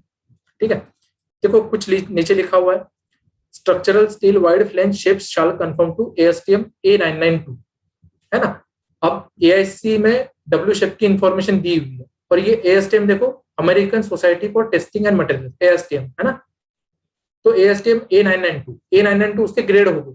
तो ASTM जो इंस्टीट्यूट थी उसने W फ्लेंज की ग्रेड को डिफाइन किया A992 में, तो आपको वही यूज करना है। समझ में आ रहा है, ये काम में आता है, मतलब जो भी चीजें आप पढ़ रहे हो ये आपको काम में आने वाली है यहाँ पे जब आप कॉन्ट्रैक्ट डॉक्यूमेंट रीड करोगे। तो जब हम लोग जॉब को सेटअप करते हैं तो जॉब सेटअप में हम लोग W फ्लेंज के ग्रेड डाल देंगे A992। उसके बाद उसने क्या लिखा हुआ है देखो कि structural steel plates roll shapes other than wide flange shapes shall conform to ASTM A36। मतलब W फ्लेंज छोड़ के जितने भी मटेरियल यूज होने वाला है, सपोज HSS यूज हो रहा है, एंगल्स यूज हो रहे हैं, प्लेट्स यूज हो रही, तो उनकी ग्रेड क्या रहेगी A36, है ना। ये ग्रेड्स क्यों इंपॉर्टेंट होती है, जब आप ABM भेजोगे तो हर जो क्या बोलते हैं सेक्शन साइज है उसके आगे उस रिपोर्ट में उसके ग्रेड भी लिख के आएगी A36 A992, है ना। तो वो ग्रेड चेक करेगा और फिर उसी ग्रेड्स के मटेरियल्स को वो ऑर्डर करेगा। अगर आपने सपोज यहाँ पे A36 लिखा हुआ है और आपने प्लेट्स के ग्रेड A500 to 50 लिख दिया, तो क्या हो जाएगा पता है, गलती से अगर उसने A500 to 50 खरीद लिए तो वो उसको कोई काम के नहीं, है ना। अब क्या होता है, इन ग्रेड के हिसाब से जो कॉस्ट होती है उन प्लेट्स की या फिर जो भी मटेरियल है वो वेरी होती रहती है, क्योंकि A500 to 50 मटेरियल की स्ट्रेंथ ज्यादा रहेगी, A36 की थोड़ी सी कम रहेगी। अब स्ट्रेंथ मतलब क्या है, इल्ड स्ट्रेंथ आपने पढ़ी होगी, है ना, इल्ड स्ट्रेंथ कि मटेरियल कब ब्रेक होता है, किस पॉइंट पे ब्रेक होता है, किस लोड पे ब्रेक होता है, उस हिसाब से उसकी स्ट्रेंथ डिफाइन होती है, करेक्ट। तो इस हिसाब से उनकी जो प्राइजेस है वो वेरी होती है। तो इसीलिए आपको ये ग्रेड जब आप काम चालू करते हो, जब आप टूल पे काम करना चालू करते हो, सबसे पहले आपको नोट्स पढ़नी है स्ट्रक्चरल स्टील की कि जो मेंबर की ग्रेड है वो कौन सी है ना। तो मेंबर की ग्रेड आपने देखा कि W शेप 992 में चाहिए, फिर जितने भी मेरे अदर मटेरियल है वो 36 में चाहिए। आप सेटअप ओपन करोगे, सेटअप में सारी चीजों को इनपुट करोगे और फिर आप मेंबर को इनपुट करना स्टार्ट करोगे, करेक्ट। बाद में और कुछ नोट्स है ये सारी। तो ये चीज सबको समझ में आ गई। अब आगे देखो कुछ कुछ अलग भी होंगी। हालांकि concrete slab on a metal deck, तो स्लैब की नोट्स है, मेजनरी की कुछ नोट्स है ना। ऐसे देखो अभी यहाँ पे लिखा है स्ट्रक्चरल स्टील कनेक्शंस, तो उसने कनेक्शन के लिए भी लिखा है कि design connection not shown in accordance with the LRFD specification and manual of steel construction. उसने ये भी लिखा है कि bolts in structural steel joint shall conform to F3125 and shall be 3/4 diameter. तो ये सारी नोट्स इंपॉर्टेंट होती है कि आपके जॉब में जो कनेक्शन होने वाले हैं उन पे कौन से बोल्ट यूज होने वाले, 3/4 डाया के बोल्ट्स होने चाहिए, 1 इंच के होने चाहिए। कनेक्शन देखो, connection bolted connection shall conform to specification for structural joint using high strength bolts approved by research council, ऐसे। तो ये नोट्स बहुत इंपॉर्टेंट होते हैं। मैं जैसे जैसे आगे मॉडल्स में पढ़ाऊंगा आपको, तो आपको समझ में आएगी कि कैसे सारी चीजें इंपॉर्टेंट है ना। जब हम लोग बोल्ट पढ़ेंगे, वेल्ड्स पढ़ेंगे, तब आपको ज्यादा आसानी जाएगी। तो मैं सिर्फ दिखा रहा हूँ कि आपको कहाँ से क्या चीज ढूंढनी है। करेक्ट। जब आपके पास कॉन्ट्रैक्ट डॉक्यूमेंट आता है तो आपको कहाँ पे ज्यादा फोकस देना है, क्या क्या चीजें को हाईलाइट करना है। जब आप देखोगे काम करना चालू करोगे तो हाईलाइट करते जाना है ये सारी चीजें। तो क्या है, आपको आसानी जाएगी कि बोल्ट कौन सा यूज करना है, वेल्ड्स कौन सा यूज करना है, मटेरियल की ग्रेड्स कौन सी यूज करनी है ना, ये सारी चीजें। ठीक है, जैसे यहाँ पे देखो वेल्डिंग के लिए भी लिखा है उसने, welding procedure shall conform to latest edition of the American welding society, मतलब AWS, ऐसे वेल्डर कनेक्शन लिखा हुआ है। तो सारी चीजें दी होती है। जब आपके पास डॉक्यूमेंट आता है तो सारी चीजें आपको दिखा, मतलब जो भी यूज होती है सारी चीजें दी होती है आपको, है ना। अब ये चीज देखो कि यहाँ पे लिखा है S002, S003, ये स्ट्रक्चरल डॉक्यूमेंट्स के नंबरिंग है। आर्किटेक्चरल डॉक्यूमेंट में देखोगे तो A001, A002 वैसे नंबरिंग दिखेंगे, है ना, ऐसे। अब देखो कुछ प्लान्स दिए हुए इसमें, इसके आगे आपको प्लान्स दिखाई देंगे। ओवरऑल फाउंडेशन प्लान देखो कि फाउंडेशन प्लान में कैसी चीज दिखती है, जैसे कुछ फाउंडेशन दिया रहेगा, ये फुटिंग्स दिखेंगी, फुटिंग्स है। यहाँ पे देखो कुछ साइन दिखता है, तो ये मतलब क्या है, कॉलम की साइन होती है ना। ये हम लोग आगे देखेंगे, सिर्फ मैं आपको एक गो थ्रू दिखा रहा हूँ। ये कुछ प्लान्स हो गए। अब ये देखो इसमें बहुत सारे कंक्रीट दिख रहा है, लेकिन कंक्रीट हमारे काम का है क्या? नहीं, हमको कंक्रीट से कोई लेना देना है। सिर्फ कंक्रीट हमको कोऑर्डिनेशन पर्पस के लिए चाहिए। मतलब क्या है कि अगर कंक्रीट की फुटिंग उसने बनाई है, उसके ऊपर अगर मेरा कॉलम आ रहा है तो मुझे चेक करना है कि कंक्रीट का टॉप कहाँ पे है और मेरा स्टील कहाँ से स्टार्ट होगा। ठीक है, वही हमारा इंपॉर्टेंट काम है। अब देखो यहाँ पे भी, यहाँ पे आपको कुछ स्टेयर्स की डिजाइन दिख रही है ना, ये डिजाइन से स्टेयर की, मतलब कहाँ पे स्टेयर आने वाली है। ये देखो ग्रिड के डायमेंशन उसने देके रखे हैं, ये डायमेंशन है ऐसे। तो जब आप टूल पे काम करोगे तो हम लोग, आप जो भी आपको सिखाएगा वहां पे, तो समझ में आ जाएगा आपको चीजें, इनपुट कैसे करना होता है, ग्रिड्स क्या होते हैं ना। अब मैं आपको सिर्फ जहां पे स्टील दिखाई दे रहा है वो वाला प्लान दिखाता हूँ। अब देखो यहाँ पे इसने क्या लिखा हुआ है, second level public safety building and plaza frame. तो सेकंड फ्लोर में आप जब देखना चालू करोगे तो देखो आपको कुछ दिखाई दे रहा है ना, W24/55, W24/55। तो ये क्या हो गई, ये स्टील मेंबर्स हो गए जो हमको मॉडल में इनपुट करना है। ठीक है, तो यहाँ पे आपको समझ में आएगा, देखो कैसे लाइंस दिख रही है। ये देखो मेरे W, मतलब ये कॉलम है, कॉलम पे ये बीम लग रहा हुआ है ना, ये बीम लगा है। उसके एंड में देखो एंड रिएक्शंस दी हुई है टिप्स की। करेक्ट। अब ये देखो आपको समझ में आएगा कि M से लेके L के बीच में कौन सा मेंबर यूज हो रहा है, 24/55। फिर उस बीम पे देखो कौन सी बीम लग रही है, L ग्रिड पे 24/68 का बीम लग रहा है। मतलब ये सारी चीजें आप लोग मॉडल में इनपुट करोगे। अब यहाँ पे इलेवेशन दिख रहा है क्या? कहीं पे इलेवेशन नहीं दिख रहा है ना। अब आपको कैसे समझेगा कि किस इलेवेशन पे मुझे बीम्स डालना है? तो आपको जनरल नोट्स पढ़नी पड़ेगी, इसकी जनरल नोट। अब ये जो जनरल नोट्स है प्लान्स की, ये सिर्फ इसी प्लान के लिए रिलेटेड रहेंगे। ठीक है, वो जो सबसे पहले जनरल नोट्स थी वो आपको ओवरऑल प्रोजेक्ट के लिए थी, लेकिन जिस प्लान में आपको जनरल नोट्स लिखी हुई है, जनरल प्लान नोट्स, वो सिर्फ आपको उसी प्लान्स की नोट्स है। ठीक है, मतलब सिर्फ उसी प्लान्स के लिए आपको यूज करनी। तो उसने क्या लिखा है देखो, plaza top of slab elevation. Top of slab का इलेवेशन क्या दिया उसने, 115 फीट। करेक्ट, 0 फीट से लेके 115। और टॉप ऑफ स्टील इलेवेशन उसने लिखा है 115 feet 6। Top of steel elevation 115/6। हाँ सॉरी, यहाँ पे दो स्लैब की इलेवेशन है। देखो टॉप ऑफ स्टील इलेवेशन क्या लिखा है, 115 फीट 6 लिखा हुआ है, अनलेस नोटेड अदरवाइज। और उसने तीसरा पॉइंट लिखा है, building top of slab elevation 116 feet unless noted. मतलब क्या है कि 116 में से अगर मैं 115/6 माइनस करता हूं तो 6 इंच का स्लैब रहेगा। समझ में आ रहा है? और ये जो ऊपर की चीज लिखी है, plaza top of slab, plaza की एक साइड होगी, कुछ प्लाजा बिल्डिंग होगी यहाँ पे साइड में कुछ, जिसका top of slab elevation very कर, दो बिल्डिंग से वहां पे, एक प्लाजा वाली बिल्डिंग है, एक नॉर्मल बिल्डिंग है। ठीक है, तो आपको यहाँ पे देखना है। तो आपको अभी सबसे पहले काम क्या है कि ये जितने भी मेरे मेंबर्स रहेंगे ये कहाँ पे आएंगे, इसका इलेवेशन रहेगा 115/6 पे रहेगा। समझ रहे? स्लैब के इलेवेशन से हमको काम नहीं है, हमारा सिर्फ टॉप ऑफ स्टील से इलेवेशन का हमको काम होता है। तो ये चीज सबको समझ में आ गई। अब देखो नीचे लिखा है इसने, क्या लिखा है, पब्लिक सेफ्टी बिल्डिंग और प्लाजा बिल्डिंग। ये जो प्लाजा बिल्डिंग हाईलाइट की थी, मतलब कौन सी बिल्डिंग है ये वाली, इतना एरिया, ये जो एरिया है, इतने एरिया का टॉप ऑफ स्लैब इलेवेशन कितना था, 115 फीट। मतलब ये जो इलेवेशन है ये 115 फीट का। और ये मेरी मेन बिल्डिंग है, इसका इलेवेशन क्या है, टॉप ऑफ स्लैब का इलेवेशन 116 फीट। तो ये सारी चीजें आपको प्लान्स रीड करना आना चाहिए। प्लान्स रीड करना बहुत इंपॉर्टेंट होता है डिटेलर के लिए, क्योंकि आप प्लान्स को रीड करोगे और उसी प्लान में से स्टील उठा के आप 3D मॉडल में इनपुट करो। समझ में आ रहा है, जिससे आपकी ड्राइंग्स बनने वाली है। अब यहाँ पे कोई ड्राइंग्स का दिया नहीं ना, आपको समझ में नहीं आ रहा है कि ये बीम इस कॉलम के साथ कैसे कनेक्ट हो रही है, ये बीम इस कॉलम के साथ कैसे हो रही है, ये बीम कैसे हो रही है ना, सिर्फ आपको लोड्स दिए हुए।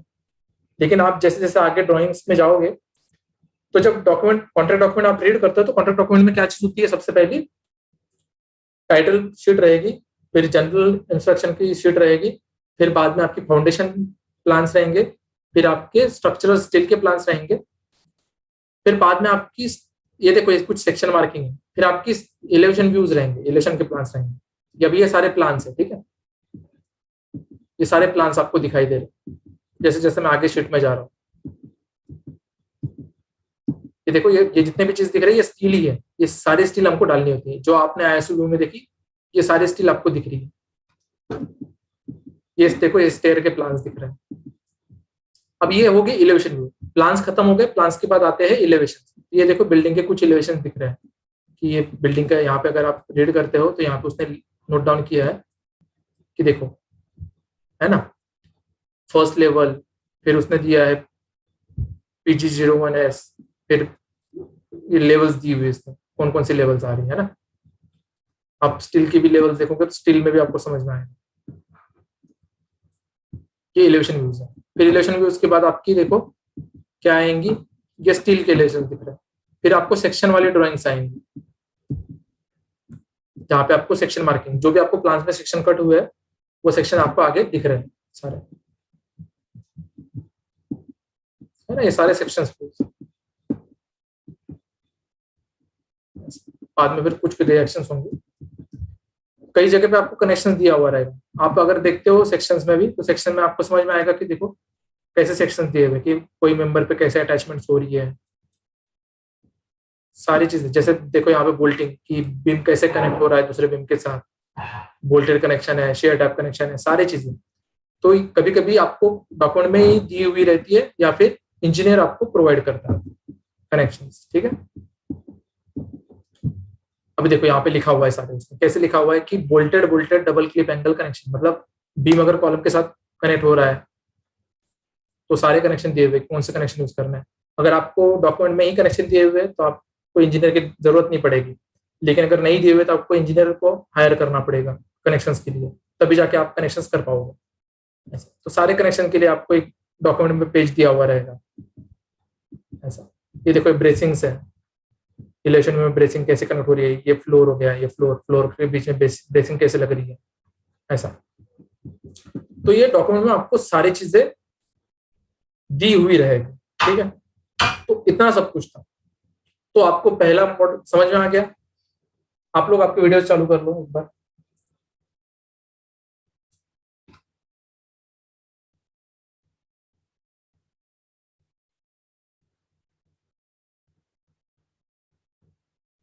तो यहां तक सबको समझ में आया कि क्या हुआ आज के क्लासेस में, है ना।